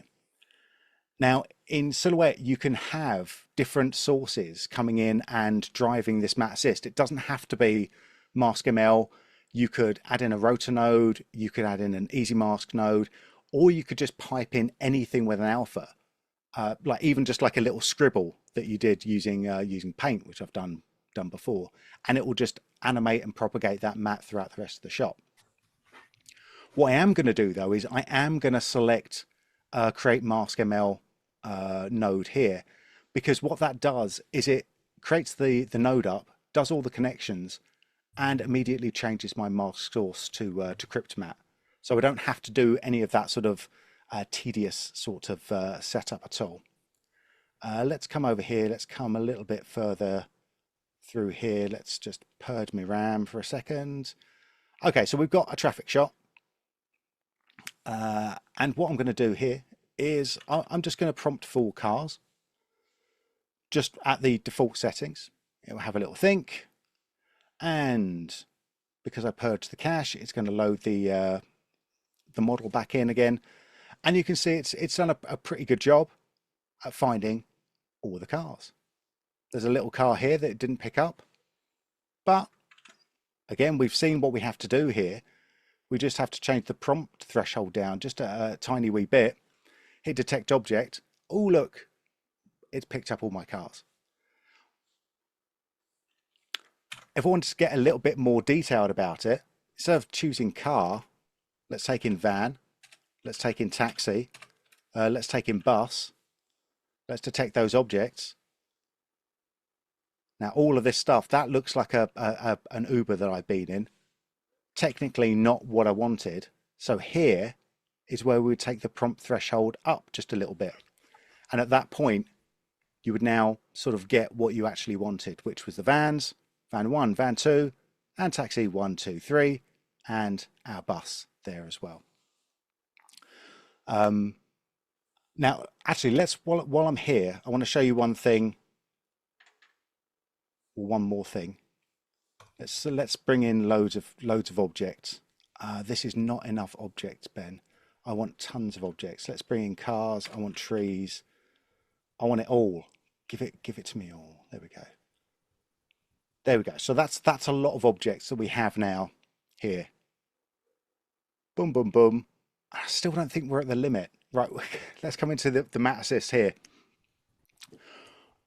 You'll probably see, if I come in a few more frames over here, you'll probably see that the actual processing time, you're not going to see this because again, you can't see my line going from left to right. But what I can see is this line is starting to get a little bit slower. And the reason for that is because our mask source is set to Cryptomatte. So what we're doing is essentially taking out all and tracking all of these objects as individual elements. Why would we want to do that? Well, it means that we can do all of this work once and then extract all that information as cryptomats afterwards. I'll show you how to do that in a sec. But one of the things that we do, we do have to pay for is we pay a little bit more of a rendering cost for it. If instead of wanting to take this out as a cryptomat, let's just come in here and find my first frame. There we go. What I can do is I can come in and take that as a input alpha, just as we did previously, and use my keyframes on the data port to drive that forwards. And maybe I'll set my propagation mode. I'll just set that to this frame here. As I play this back, you can see I'm getting a much faster processing time at the expense of some of these objects sort of just dropping out at some points. So you can see that not all of these are now always coming in. So at this point, I would actually have to come in and define up another couple of reference frames. But I've got a tutorial of how to do that already on the Boris FX training page, but we can see that. But this is, if you treat everything as one mat, everything renders out a lot faster, but you lose the ability to come in later and start to break those objects apart again. But yeah, nice fun, semantic fun, I call it. If we come here, hang on, where we got? I want to show you this really quickly, because I think this is quite fun. I want to find an image where we can't see people's faces. This is a good one. So if I come into this, what I'll do, let's prompt humans. Detect. It's found some humans for me. So we've already seen that. Bring the prompt threshold down. It will find even more humans for me. Lots of humans. Thank you very much. Let's just find these humans. What if I didn't want just humans? What if I wanted humans doing a particular thing? Okay, jogger. Let's have a little look. It's found a couple of joggers. Come in, let's take that threshold down, because that guy in blue probably looks like he's jogging as well. There we go, maybe something like that. Hey, look at that, perfect. Did I say jogger in blue? Yes, jogger in blue. I can just prompt for that. Nice. Jogger in pink. Look at that. Guess what's going to happen? We know this now. We've seen this now. We know it. What if I said tallest person? Oh my goodness. All of the fun that you can have with this. So there is there's proper, I've called this more semantic object fun, because it is a whole ton of fun. What you can also do, and this should not be underestimated, because we already have this. We actually have scripts that we can come in and do all of this stuff automatically through the command line. So you can actually set up and generate and render out a bunch of objects automatically. Just set it up, batch it through. I'm gonna just load up the Python script here. It's in here as auto-mat.py. So it's a Python script, and if you want to go deeper into it, you can see what it's doing. It's all very clever. It's all very clever stuff. Keep your questions coming.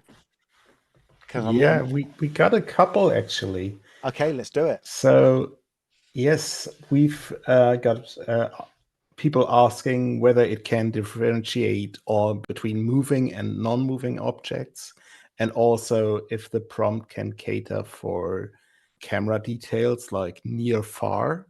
That has been a very popular one.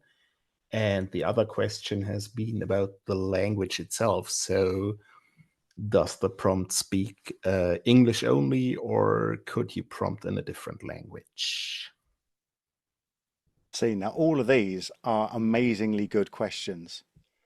So let's see. It recognizes French. it recognizes the women in the scene. Beautiful. Let's see. Let's come to another shot. This is where I realize that I'm starting to overpromise with my mastery of languages.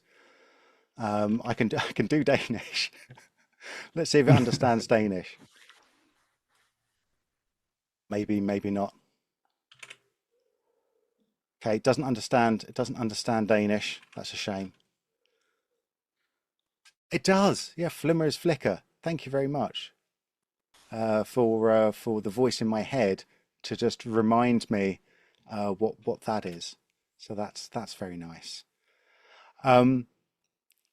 It's not English only, but I do not know what other languages it talks. We will find out in a kind of suck it and see sort of way. With regards to distances, that's actually another amazing thing that I do not know. Let's have a little look. Nearest car. Let's detect that. It knows nearest car. What about furthest car, Ben?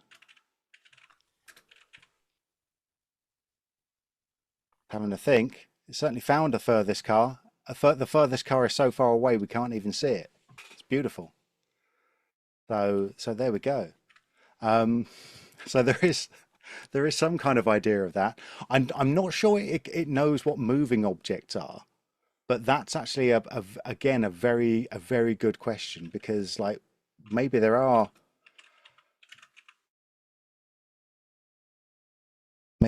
ways of figuring that out. No, it doesn't seem to want to find anything that is moving. Maybe it's just the objects bit. No, it doesn't like moving. You know, we sucked it, we saw.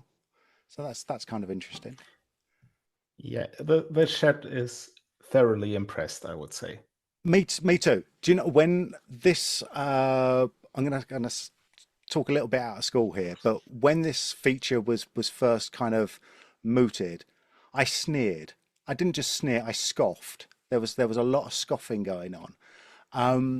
And then I got a chance to start to use it, and I don't know how I have avoided using it so far. It's actually really much more useful and much more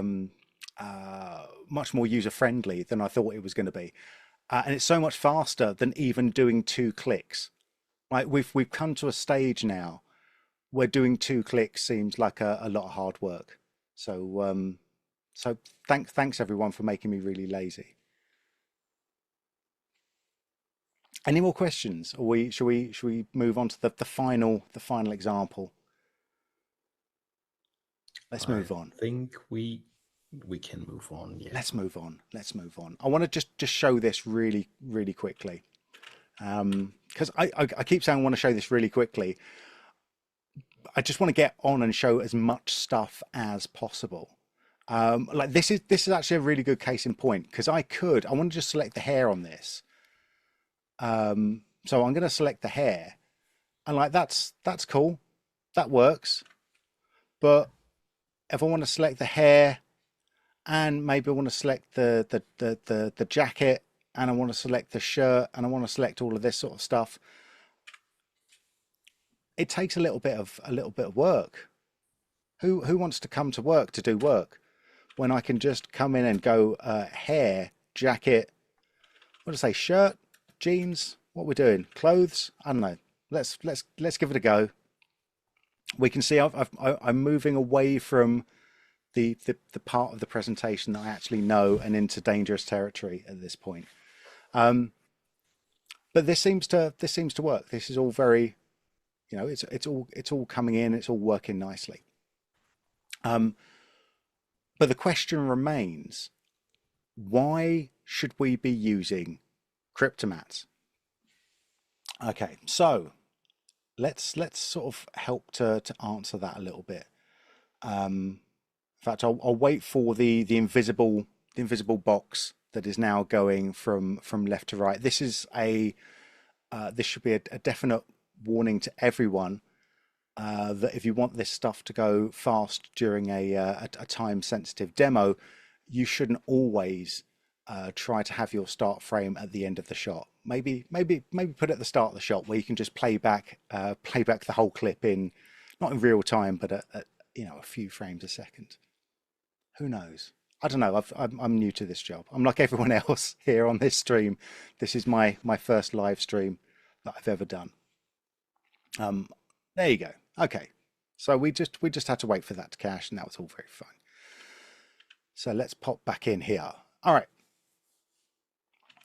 So coming back, I want to come in and I want to just take her hair out and sort of refine that hair a little bit. And we talked a little bit about that earlier with the matte refine tool. So if we add matte refine in here, bloop bloop, let's look at that. I'll just turn that on and off and on. We're picking up quite a lot of nice hair detail here, but I only want to add the matte refine on the hair. I don't want to have it on the jacket. I'm going to do something else with the jacket at that point. So it's at this point where I kind of want to just select the hair out of these objects, and it's here that I would come in and I would add a little cryptomat. So I have to remember to select or add in the data port here. So the cool thing is I actually don't need to have the image in there. I can just sort of like take the image off and everything will still come through. And this is what we've broken the cryptomat into. So all of these objects, jeans 1, jean 2, shirt 1, shirt 2, and jacket, that have all been broken out, are all now available as separate objects here with inside cryptomat. So I can just select the hair just by clicking on it. There we go. And you can see in the right hand box down here, it says hair, because that's the name of the layer. And that's just going to give me, well, it should just give me the hair coming out here, to be fair. But maybe this is what I have selected as hair. But let's see now, let's pretend that is a pure image. I think it just needs me mucking about with this stuff at the top here, but I'm not going to do that. So if we come down here, and I'll turn matte refine back on again. Now matte refine's done nothing to us. And this is a very common thing that since we've released this cryptomat thing, it's a very common thing that people are saying, oh, what, the matte refine's not working after a cryptomat. Very, very common. Well, here's the recipe for getting it to work again. Because what matte refine needs is it actually isn't just looking at the alpha data, it's also looking at the RGB data as well. So we need both color and alpha coming through into matte refine to get a decent result. So this is a nice, easy thing we need to do. I'm going to add in another, actually we won't use swap channels. I could use swap channels. We'll just use switch matte though. Boom. So I've got the RGB coming in from into there. I'll take my cryptomat into there as well. So this will now have a little think. Let's move it over closer to the frame where I actually did something. So now I've got my RGB and the alpha coming through here. Stick this into the matte refine, have a little look. Ooh, there we go. So that's the secret recipe that you need if you want to use matte refine and cryptomat at the same time. Just have to stick a switch mat in there to give it the RGB data that it so desperately needs. If we take a little look at the here's one I made earlier one, I've got my mask ML set up exactly the same way. In fact, I think I've just done hair and Actually, I think I've just got hair down in there at the moment. But on the right hand side, you'll see I've got another little node here. And this is something else that is worth its weight in gold. So several electrons worth of gold, which is the Face ML job. And what Face ML is doing is it is letting me select individual elements from whoever is typing very loudly in my ear. Individual elements, there we go, of the image. So I can just take in the skin, or I can just take in eyebrows, eyes, lips, teeth, mouth, beard. She doesn't have a big beard, so we're not seeing a big beard. But if she did have a big beard, we would see it as well. And the skin here. So what I've done with this is I've taken the Face ML, I've taken the hair from the Matte Refine. Look at that. I piped it into Alpha Composite. I filled in the gaps with a little roto node. And all of this took me, like, to get a nice detailed, I won't render out the whole thing, but there you go, to get like a nice detailed final result on this, on something that wasn't shot on green screen, was shot on something that is a bit annoying with textures that it's very difficult to do luma keys on this. To get a result like this out in about, I think it's about 10 to 13 minutes, all told, is just very, very, very nice and very easy. And again, like, the thing that probably took the most time was the roto, because I wanted to get something that was a little bit nice, and that was the roto there. Any more questions before I show the very, very final thing?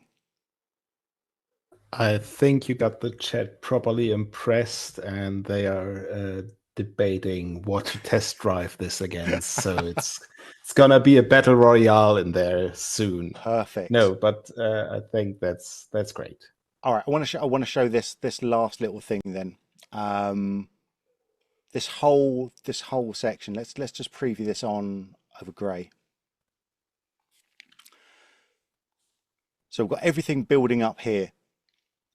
What I can do is I can take out basically all of these nodes.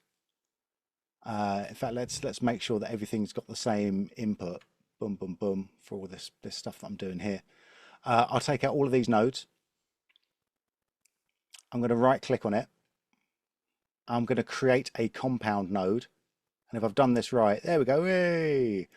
This has now taken all of that stuff down and plopped it into one node. So I can now choose what is important from this node. So I actually think that the Face ML is quite important here. But if we have a look at the mask ML, let's take this off here, and instead of prompting in hair, let's prompt in human. I know that's a human. Detect the objects there. And so that's given me that. And at the end of it, because I've passed that into something else, it's not going to give me the whole head, but that's fine. If we had set that up correctly, which I hadn't done, then that would actually just be a really fast way to come in and create up a whole automated section just with a single compound node. So all I'd have to do is sort of work this a bit easier, and I'd end up with something that had a prompt at the top, and then it would work all the way down to just spit out a final matte at the end with nice refined matte at the very end. What I'll do is I'm going to create a slightly longer tutorial about that, because I think it's a really useful way of working. Because any of these compound nodes, you can actually just right click on it and publish the compound node as well. I've got a quick tutorial about this already, but that publishing a new node in here lets you come in and do things like yeah, I've got a depth map slicer. I've got a magic masking thing. I've got a ZMAC here as well. So all of these are my custom nodes that are designed to feed in as any image that you want, and then 1 or 2 clicks later, everything's linked up via expressions to spit out a nice result at the end of it. Because I don't know if I've said this before, I'm essentially very lazy. So if I have to do something more than 3 times, I'm going to find a way to automate it. And those custom nodes, those compound nodes, are the best way that I've found to do things like that inside a Silhouette. Now, if only we had a Silhouette dev in the chat that I could say thank you to, but we just don't, and we will never have that technology. So thank you. That is any more questions on that? I'm just having a last look.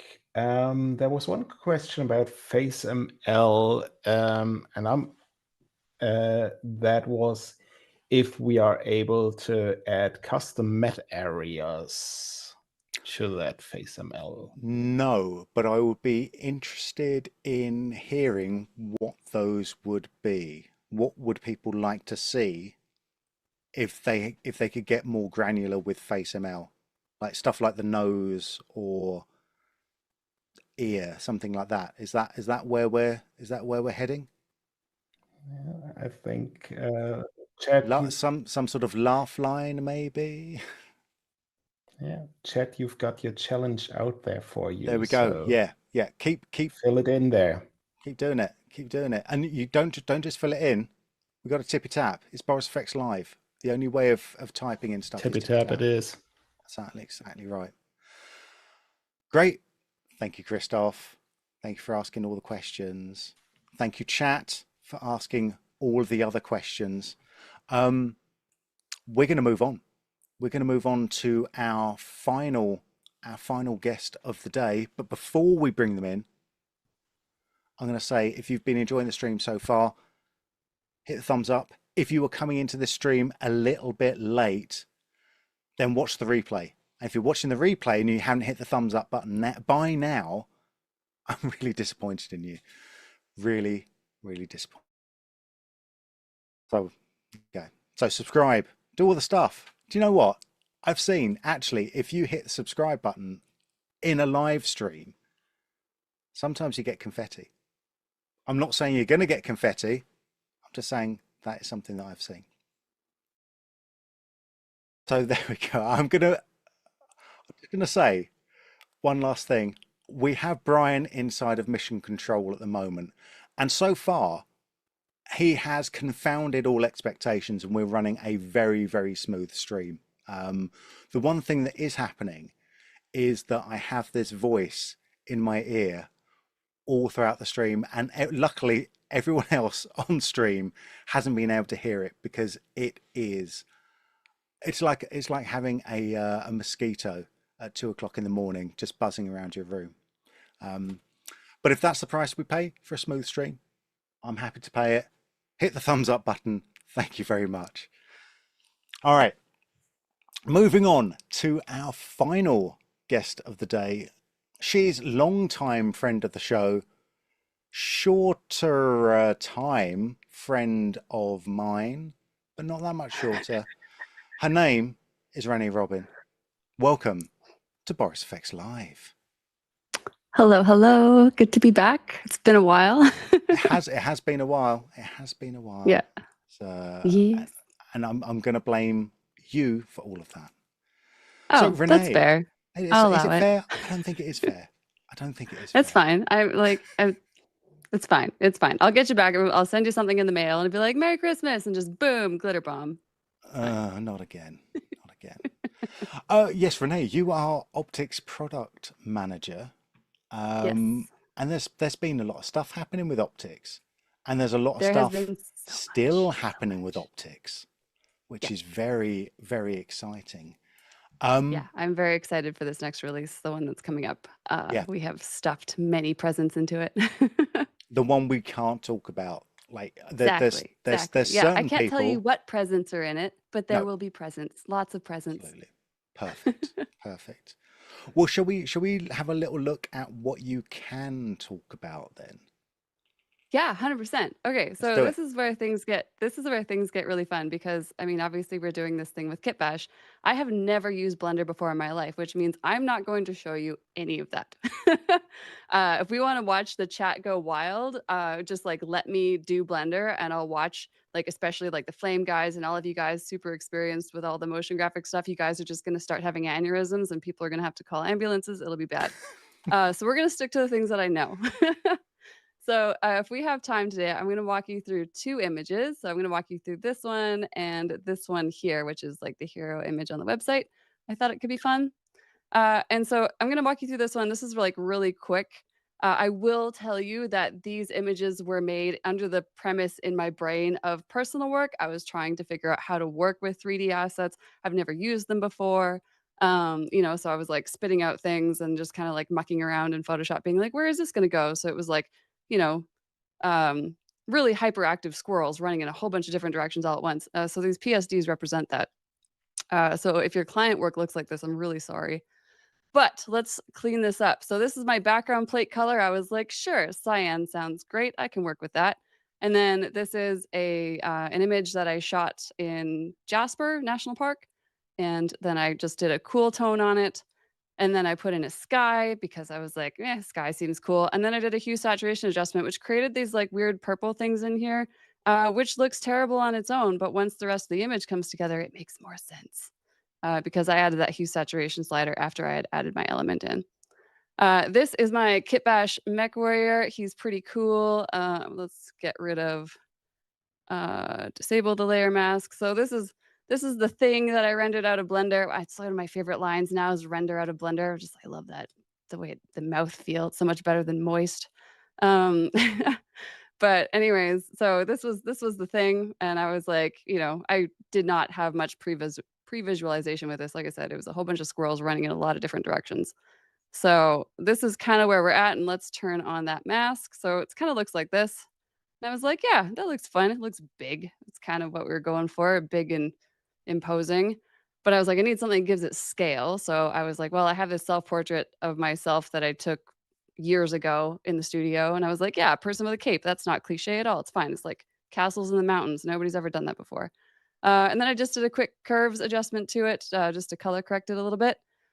And then I added this little faint glowy thing, which makes sense later.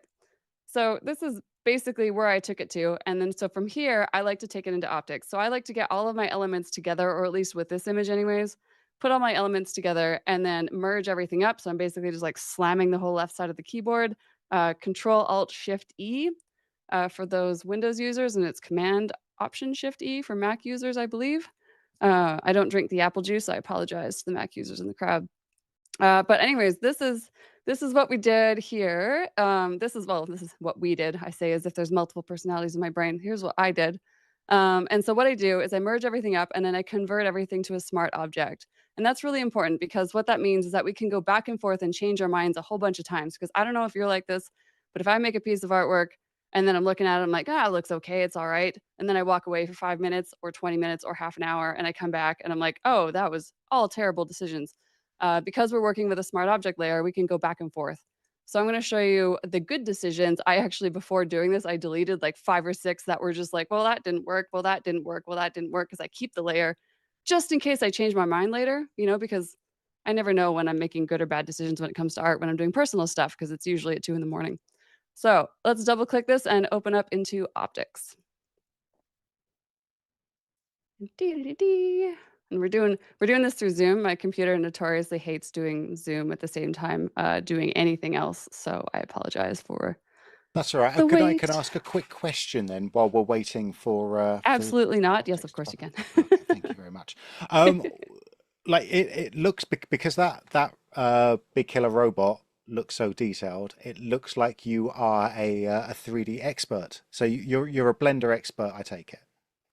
Oh, yeah, no, I definitely know how to do everything in Blender, which is I know how to pick a camera angle, light it, and export it most of the time with the right settings, but 50% of the time the settings are wrong. And I'm sitting there going, why is it taking 4 hours to render out a tiny little thing? Yeah, But if you are super new, so like myself, if you're super new to like wanting to use Blender for these kinds of things, it's actually surprisingly easy to get stuff for composite artists, for photographers and digital artists like myself, who are just like, we're so inspired and enthralled by like, all like, again, like, the Christophs and the Grants and the Zachs of the world who are doing all this like amazing stuff. And I'm just like, man, I'm working one frame, period. It's not even like one. But I'm inspired by it. And yeah, it was admittedly surprisingly easier than I thought it was going to be to do literally the only things that I need, which is I need to find a camera angle for the export. I need to light it. I need to pose it. Although the posing it was sketchy, I'm still doing it manually, like part by part.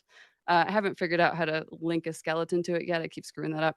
But anyways, like it was, I don't know, I was surprisingly inspired, and that was really fun for me. And so, yeah, I'm really hoping that some of this enthusiasm kind of spreads on, because I was like, oh, I can do this, which means if I can do this, like anybody can do this, because, I've had head injuries. It's fine.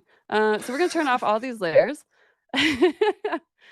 And we're going to go through all of the chaos that was in here. So again, when it comes to personal work, I'm definitely like the type, if you were to like visually pick somebody who's like, making decisions of how you're going to go about building your image, again, with personal work, I am basically just like a crazy person running at a shield wall straight in the middle and just like throwing pieces everywhere, being like, maybe this will work, maybe this won't. I think that's the beauty of doing personal work, and why it's so important to do personal work is you get weird and experimental and strange, and just to see what's going to happen. So the first thing I did was I put on a halo filter here at the bottom. I do love everything in the diffusion and blurs category. Real big fan. I will give you guys a heads up though. I am working in the advanced workspace. So if we reset this, actually, I'll just go back to default here. This is normally where the layer panel lives, up here on the top left. This makes me crazy. I'm not a fan. So we made a new workspace, and it's called advanced. And by default, this strip here down at the bottom doesn't exist, because we're assuming that if you're an advanced person, you just kind of know what you want and you want to go filters and in through here. I'm also a visual person, so I want this layer panel down here, and I also want my filters on. I can also just I can save it as a workspace. So you can save all this, and I just have this called Renee's workspace. And this is where everything just sits the way I want it to. You can also export this workspace into other computers. If you are buying a new computer, you don't have to make a new workspace. You can just like take all that stuff, transfer it. If you're working with a team, you can do all that kind of things. So that was a side quest. Squirrel number one. So from here, I went in and I was like, well, obviously we need lens flares, because what's the point of optics if we can't play with all of the lens flares, because the lens flares are amazing. So I go into the light category and pop into the lens flare category. There is so many here. And, obviously all of the parameters here on the right-hand side, we can push sliders until there's no daylight left. And it's very fun. And I've definitely done that more than once. But we are trying to be mindful of time. Next thing I did was I added in some orbs. I'm a big fan of the orbs slider as well. That is also in the light category. Had a lot of coffee and maybe too much coffee today. It's the point where I'm starting to see sound. So the light and the orbs category, and I just put them on the outside here. So what's really nice about this is that we have like a count adjustments here. We have illumination radius. We also have this really handy time slider. I love this time slider so much. This time slider exists on many of the tools within optics. So I highly recommend, if you see the time slider, just push it and see what happens. Every now and then it's just like this cool little magic shows up and you're just like, oh, I never thought of that. That's so fun. And then I basically made them nice and big. I did make the orbs like foreground elements, was kind of what I was looking for. Or at least that's kind of what I decided on anyways. And then there's color randomness, coherence, etc., etc. But I have longer tutorials coming on all of these things. Then I went into color correct. Big fan of the color correct filter. So that is down here with color, and then we go into color correct. We're going to control Z that because it's going to reset my adjustments. But I basically just picked the default and just like slammed a few different sliders around. I do recommend, if you're a digital artist or photographer, what's really fun is all of these tools here, all of these presets, they're all a little bit more desaturated, which is very common in cinematic photography, or sorry, cinematic like movies. But cinematic photography is not always quite as desaturated as cinematic movies. So what I love to do is I basically just pick any one of these things and I go to like my master saturation slider, or I go into the shadows, midtones, or highlights and just like crank the saturation up just to see what happens. And I'm often surprisingly pleased with the effect that comes out of it. It's really beautiful. Like there's been a lot of effort put into these color grading tools, and I highly recommend just pushing sliders and having fun. Just like sit down, cat on your lap or dog, drink, snow falling outside, and just push sliders till way too late. It's super fun. Next thing I did was I put a center spot blur on, which basically nullified the orbs, but that's fine. I just kind of I was like, well, I want to bring the focus in a little bit more. I want it to be, this like I want this thing to look even bigger. I want this to look like it was shot sort of at a shallower depth of field. And then I went into the bleach bypass filter, which is in the film lab, and I literally picked 300 because I was like, I mean, yeah, it just looks dope. It just lights up that part of my brain where I'm just like, yeah, it's preset exactly how it is. I don't need to change anything. This is awesome. Love it. Uh, and then from there, I was like, but we're still not done. I went in and I did a color gradient slider. So a color gradient slider, what I love about this is, of course, it's obviously a color gradient from the top to the bottom. But there is this beautiful preserve highlights slider. So I'm going to zoom in a little bit. Mech crotch, awesome. Sure. Anyways, so this is what this looks like with the preserve highlights turned off. And I've also turned down to 73%. I'm going to write that down because otherwise I'm going to forget that number in 2.5 seconds. Let's turn that up to 100%. And the preserve highlight slider is turned all the way down here right now, which means that we just have this color slapped on top of it, which is like what you normally expect. But what's really lovely in this grads and tints category, all of these here, most of them have this preserve highlight slider. And I turn this all the way up. Let's turn this all the way up here. And now what I have is this beautiful color gradient, but it's also preserving the luminance in the shot. I don't necessarily want a color just slapped on top of this thing that's just like, surprise, there's blue everywhere. I'm like, well, no, because that's screwing up my luminance. And then I got to go in and dodge and burn, and it's a nightmare.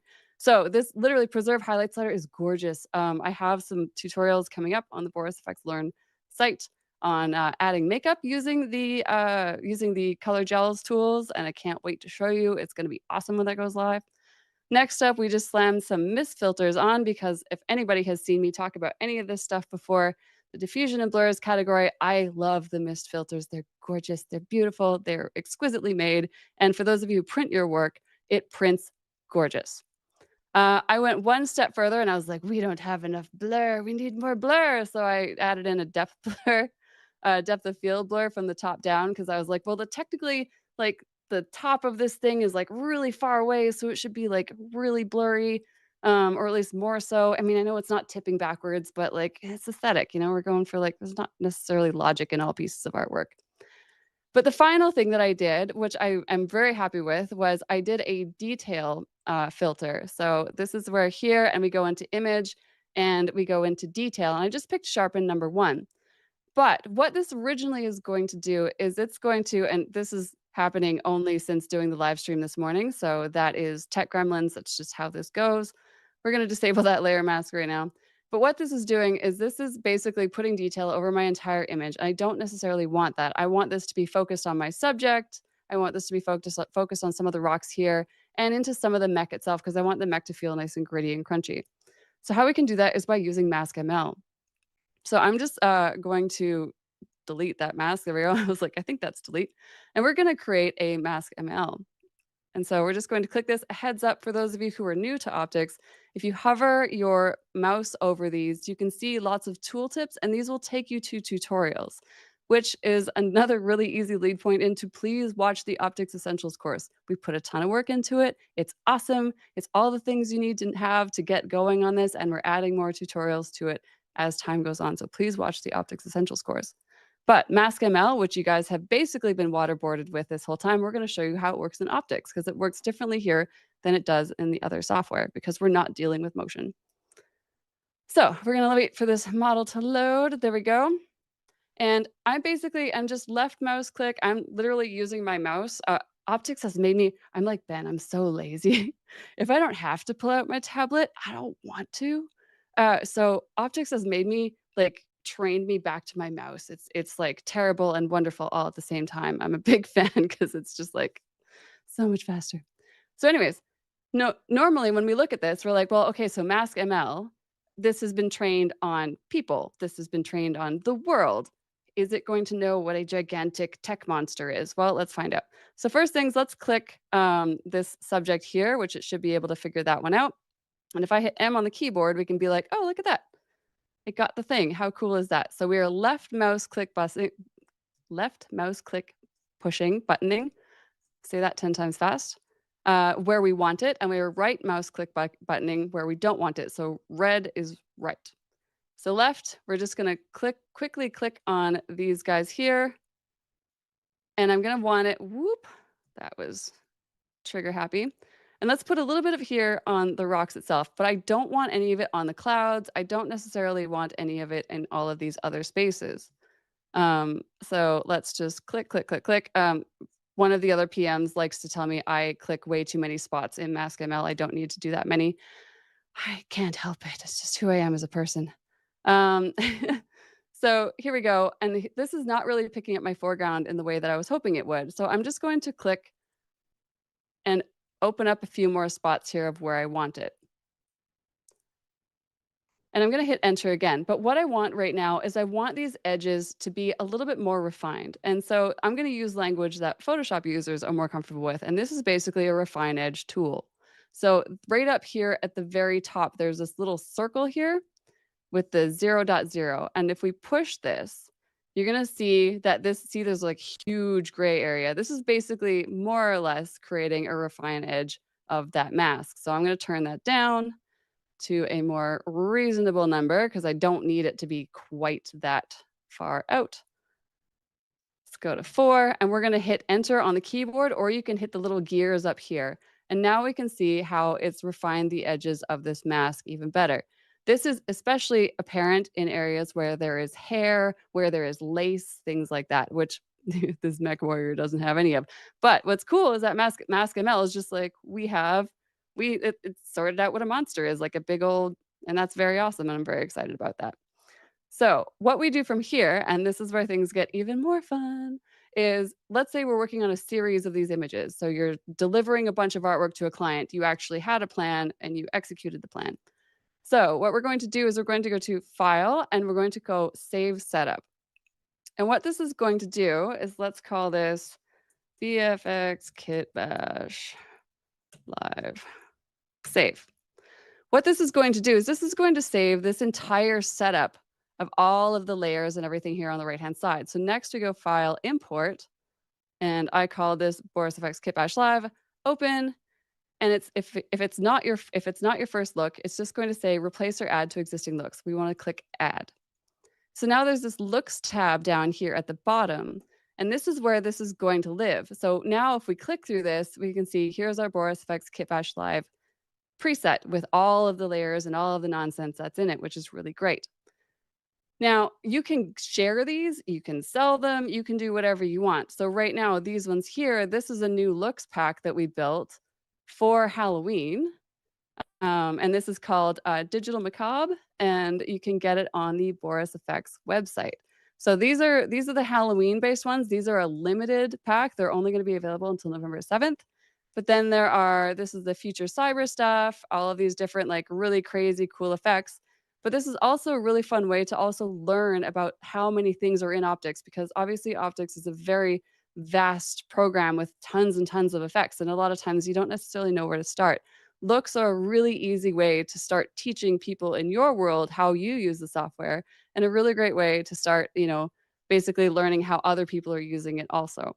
So I am going to click here back onto the Boris FX Kit Bash Live, and I'm going to hit apply, and that is going to take us back into Photoshop.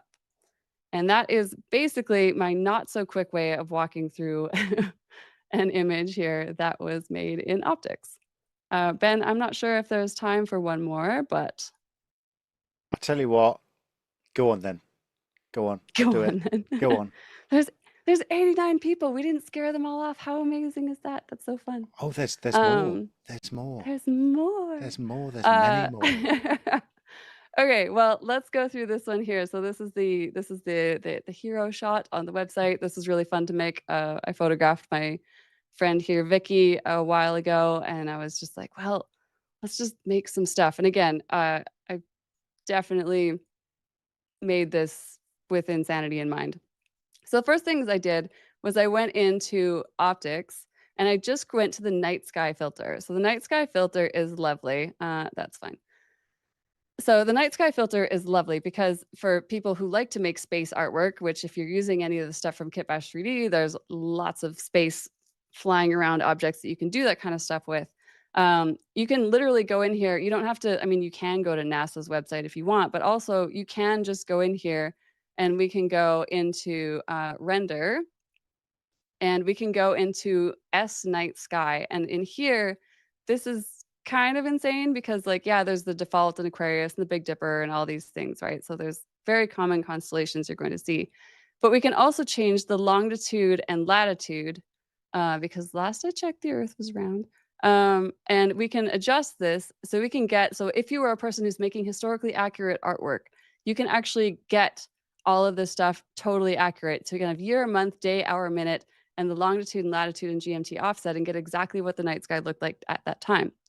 Now, I have begged and pleaded for the guys to build a Milky Way, and the response was, do you know how many dots there are? And I said, right, fair points. But it's on the request list. I have heard the requests, and it's there. So I have heard you. But anyway, so let's go back to the default, and we're just going to hit apply. Because I could spend 4 hours going through night sky all on its own. I don't have to, so many things. Then the next thing I did was I created a layer that isn't turning on. If you ever do that, yeah, that's a mystery layer. Cool. Is it a PSD if you don't have a layer that you don't know what it does?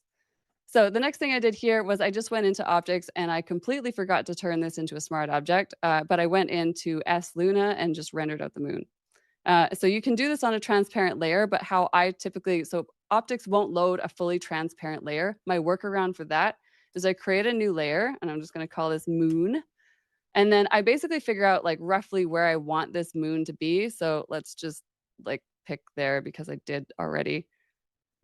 And I basically make like a spot, just like a spot so that there's something for optics to actually read. And then I go filter, optics. I forgot to turn it into a smart object again. Too much coffee or not enough coffee? I'm not really sure what the answer is right now. But if we go into optics from here, we are going to go into, we're not going to say apply previous filters mask because that's going to give us the wrong thing. We're going to go to render and we are going to go to S Luna. And I'm just going to go to the full moon. Now, the reason why I've put this spot here is that I know roughly now where I want my moon to be placed. Like, yes, there's a bunch of other workarounds that I could do, but also sometimes I just like to have a transparent layer and that's it. So this is it. We can also change here from Luna to Luna date. So you can do the exact same thing that you can with the night sky, where you can put in the day, month, year, all the things. The engineers who built this are fully insane, and I appreciate their insanity greatly. So we're going to hit apply. And that's roughly our moon, although it's not the one that I wound up going with. I wound up going with this one, and I did a great job masking, as you can see by the horizontal image line in that. But that's fine because we covered it up later, and that's okay. This is the piece that I rendered out of Blender. Actually, I think I had John help me out with this one because I was making so many I was rendering it out at the completely wrong resolution. It was taking like 4 hours. Yeah, I made mistakes. So I just did, say, some soft light layer painting on this because I didn't quite get the lighting exactly how I wanted it because I didn't exactly know what I wanted. Next thing I did was I added some foreground elements that I photographed, and I did a fantastic job masking here. As you can see, it is perfection. Can't wait to blow this up and print it massive. Then I just did some curves clipping masks to them to make it nice and dark. And then I added in some clouds to brighten it all back up again because it was just this big swath of darkness. And then I created another clipping mask to that to give it some nice blue shadows. Then I added some more shadows into my pyramid. Questionable choice. Not really sure if that was a good choice. And then there's a little shadow here because there is a person that I eventually put in here. So the shadow was added afterwards, but obviously I'm putting it underneath the person that I photographed. Then I go and I obviously need to color balance her. So just using a curves layer. And then I also did a little bit of dodge and burning using a soft light blending mode layer with a brush with my mouse like a monster. And then I was like, everything is too dark. I need to brighten this back up. So I'm just destroying pixels at this point, but it's fine because we took everything into optics and it looks great after. Then I added some smoke because I love particles in the air. It's my favorite thing ever. And then I cooled those down as well because they were just looking like they were stickered on. And then I created another soft light blending mode. Then I just added some glow because like everything needs glow, even though we're going to do it in optics too, but let's add some manual labor glow in here. And then so here is just some dodge and burning. Obviously the stars have changed because I'm using a different star image. And then we go into optics. This is where the magic all comes together. It goes, kazaa, everything comes together and it makes everything better. And it helps focus the anxiety squirrels that happen when I'm creating personal work. So let's walk through and see what we did. Do we have any questions so far while optics loads, Ben? I mean, we've got like there's not so much questions as just as more sort of comments really. I mean, there is no. I mean, the moon workflow. You know, the lunar workflow of actually putting in a dot there to figure out where it should roughly be placed. Genius. Oh yeah, super Brilliant. handy. Super handy. Yeah. Yeah, I do it thought all of the time that with before. particle illusion stuff too. So particle illusion, when I've got like, I tried doing some artwork with like the Kit Bash ships, you know, and I was like, I need like stuff flying out the back end of the ship, but I don't want it to be like glued on to my layer, right? I mean, there's a bunch of different ways that we can do it, but also I was just like, I just put little black dots and I put the dots the size of what I wanted the exhaust to be, and it worked great. You know, I put it on screen blending mode and like kapow, it's finished. Yeah, works really fine. clever. Yeah, really clever. 10 out of 10. Yeah, and it also keeps your file size small. Oh yeah, great idea. The other question was regarding the Mask ML mask. Is there a way of previewing mats as you're before you click? Yes. So normally that works automatically, and for some reason today it just wasn't. Like I said, even when I'm hovering and opening this up, optics has decided to throw tech gremlins at me today. But normally it does just show the red. What is the keyboard shortcut for it again, though, Ben? Alt. It is the Alt. keyboard That's what it is. yeah, Okay. Yeah. Thank you. Yeah. So you can hit Alt.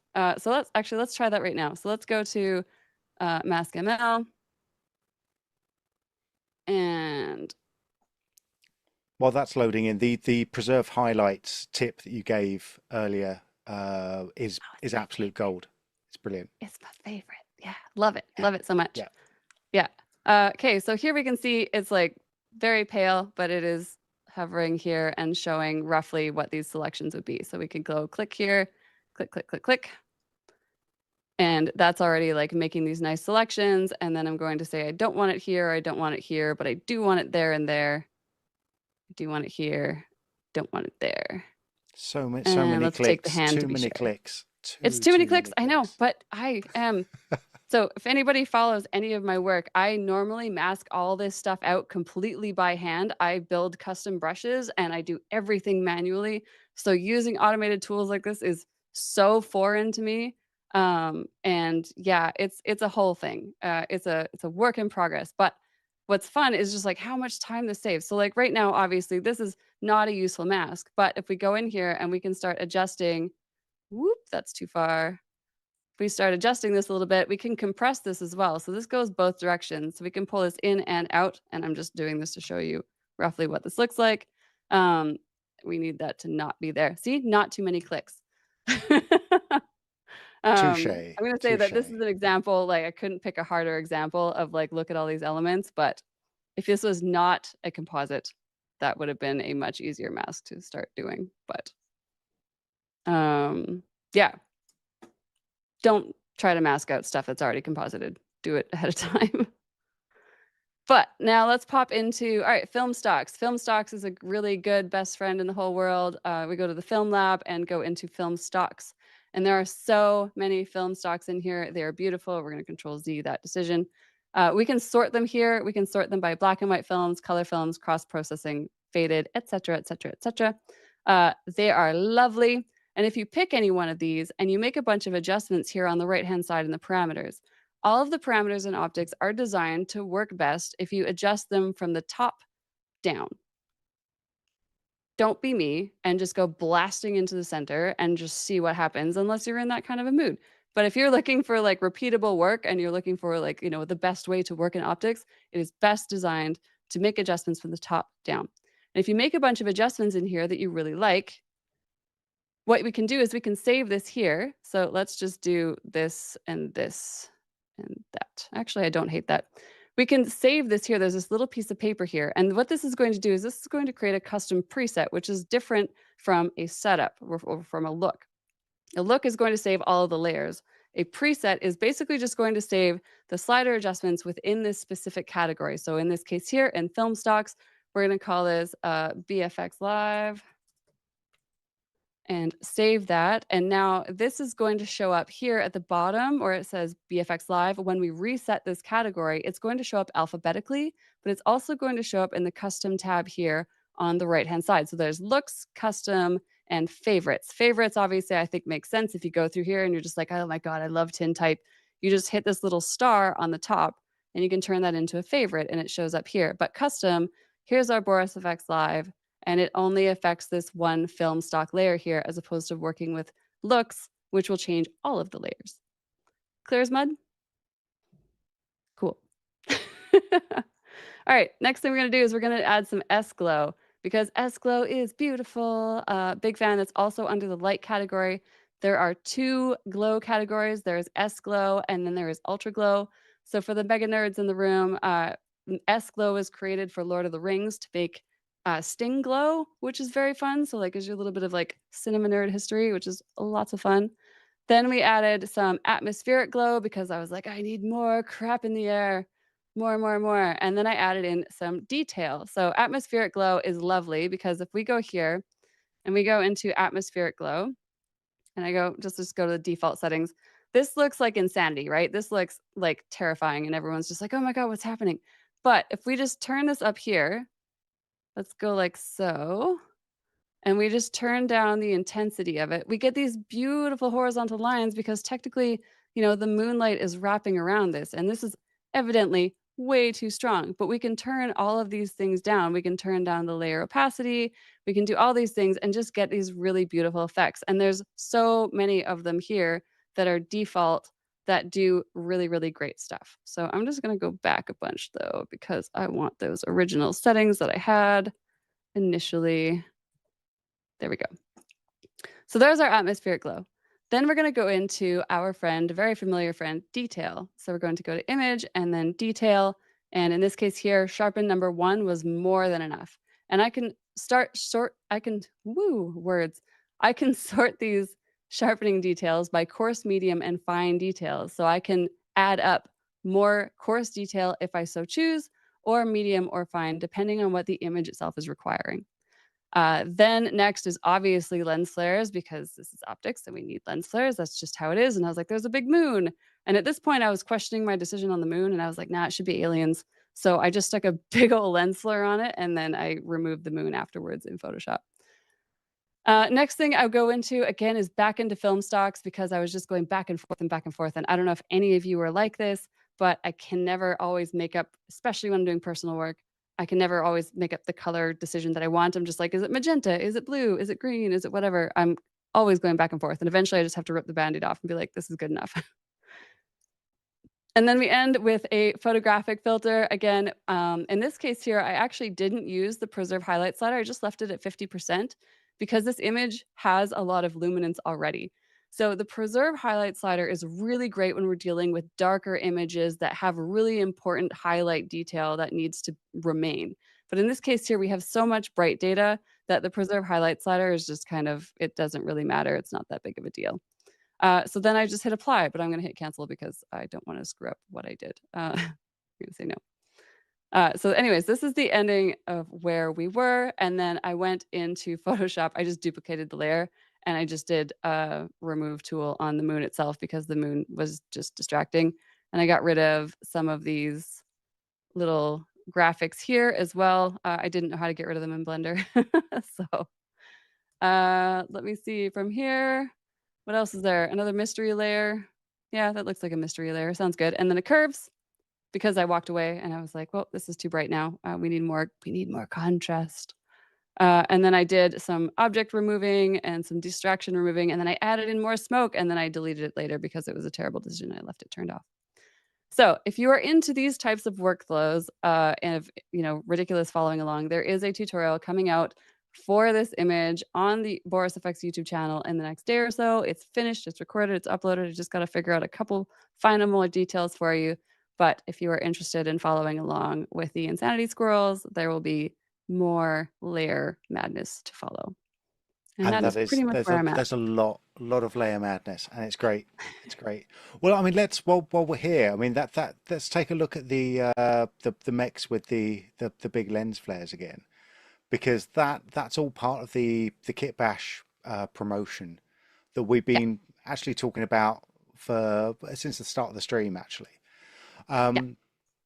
So it's worth sort of saying what is actually included in that promotion, and you know all about that, Renee. Can you tell us a little bit more about it?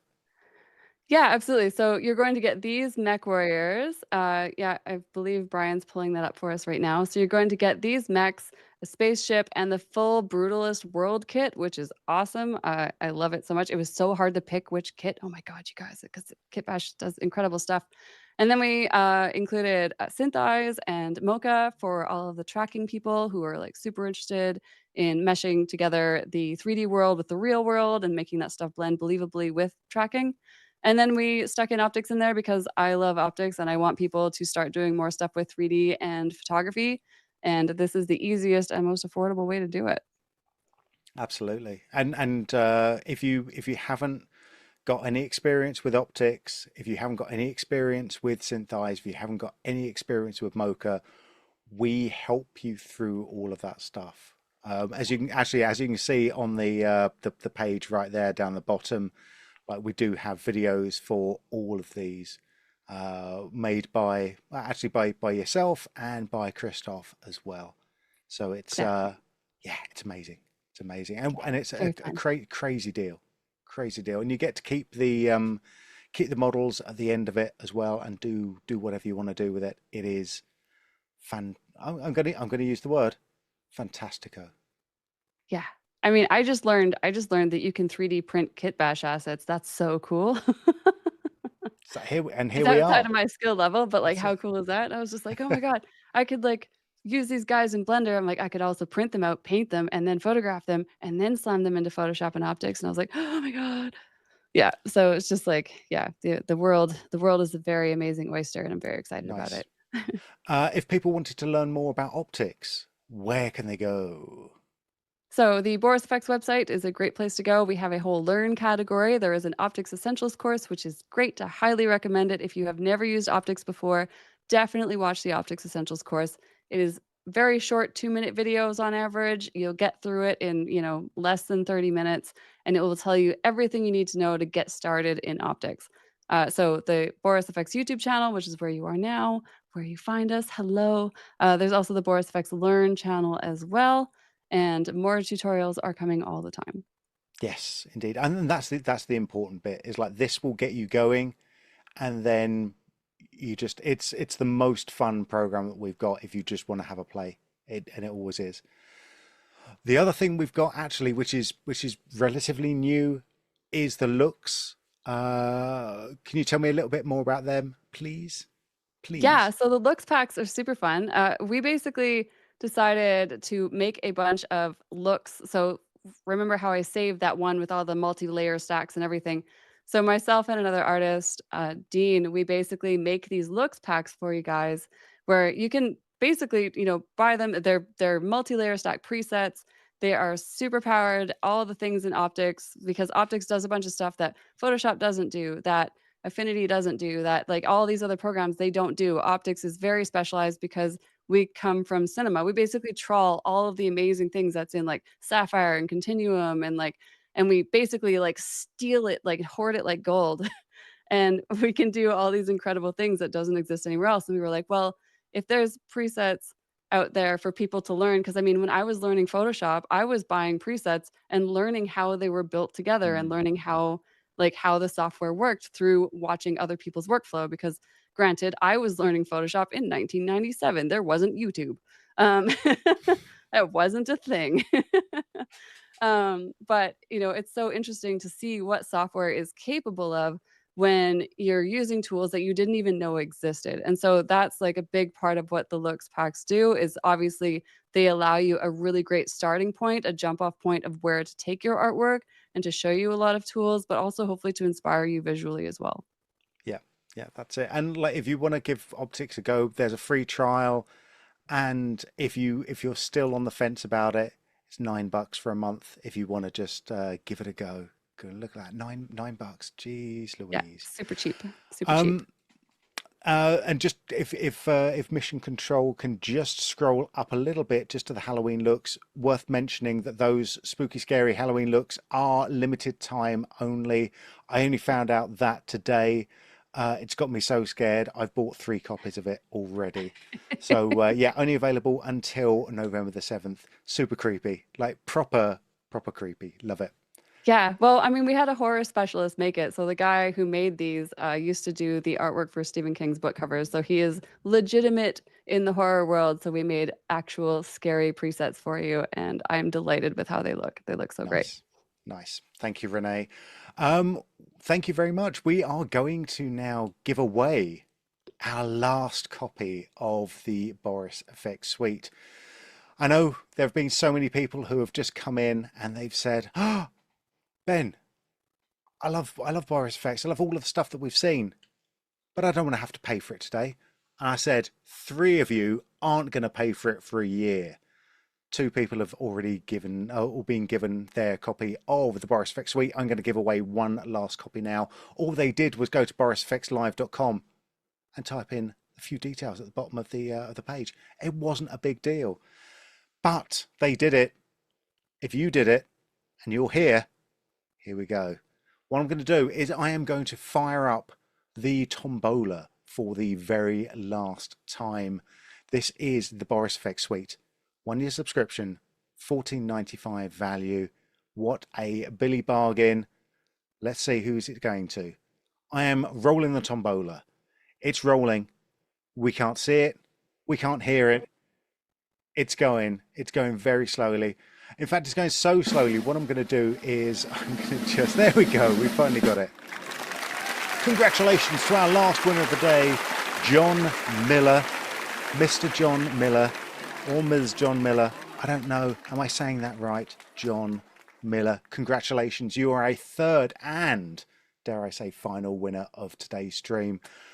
I want to say thank you very much to everyone who's been on the stream today. I want to say thank you very much to Christoph, to Grant, to Zach, to Renee, to Brian in Mission Control. But more importantly, I want to say thank you to everyone who has been watching today's stream. It is our triumphant return to Boris FX Live. We will be back very shortly.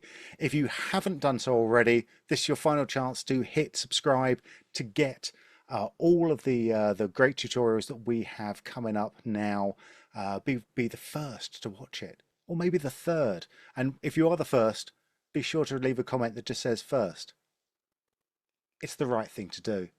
My name is Ben Brownlee for Boris FX. Thank you very much, everyone. I'll see you again soon. Bye for now.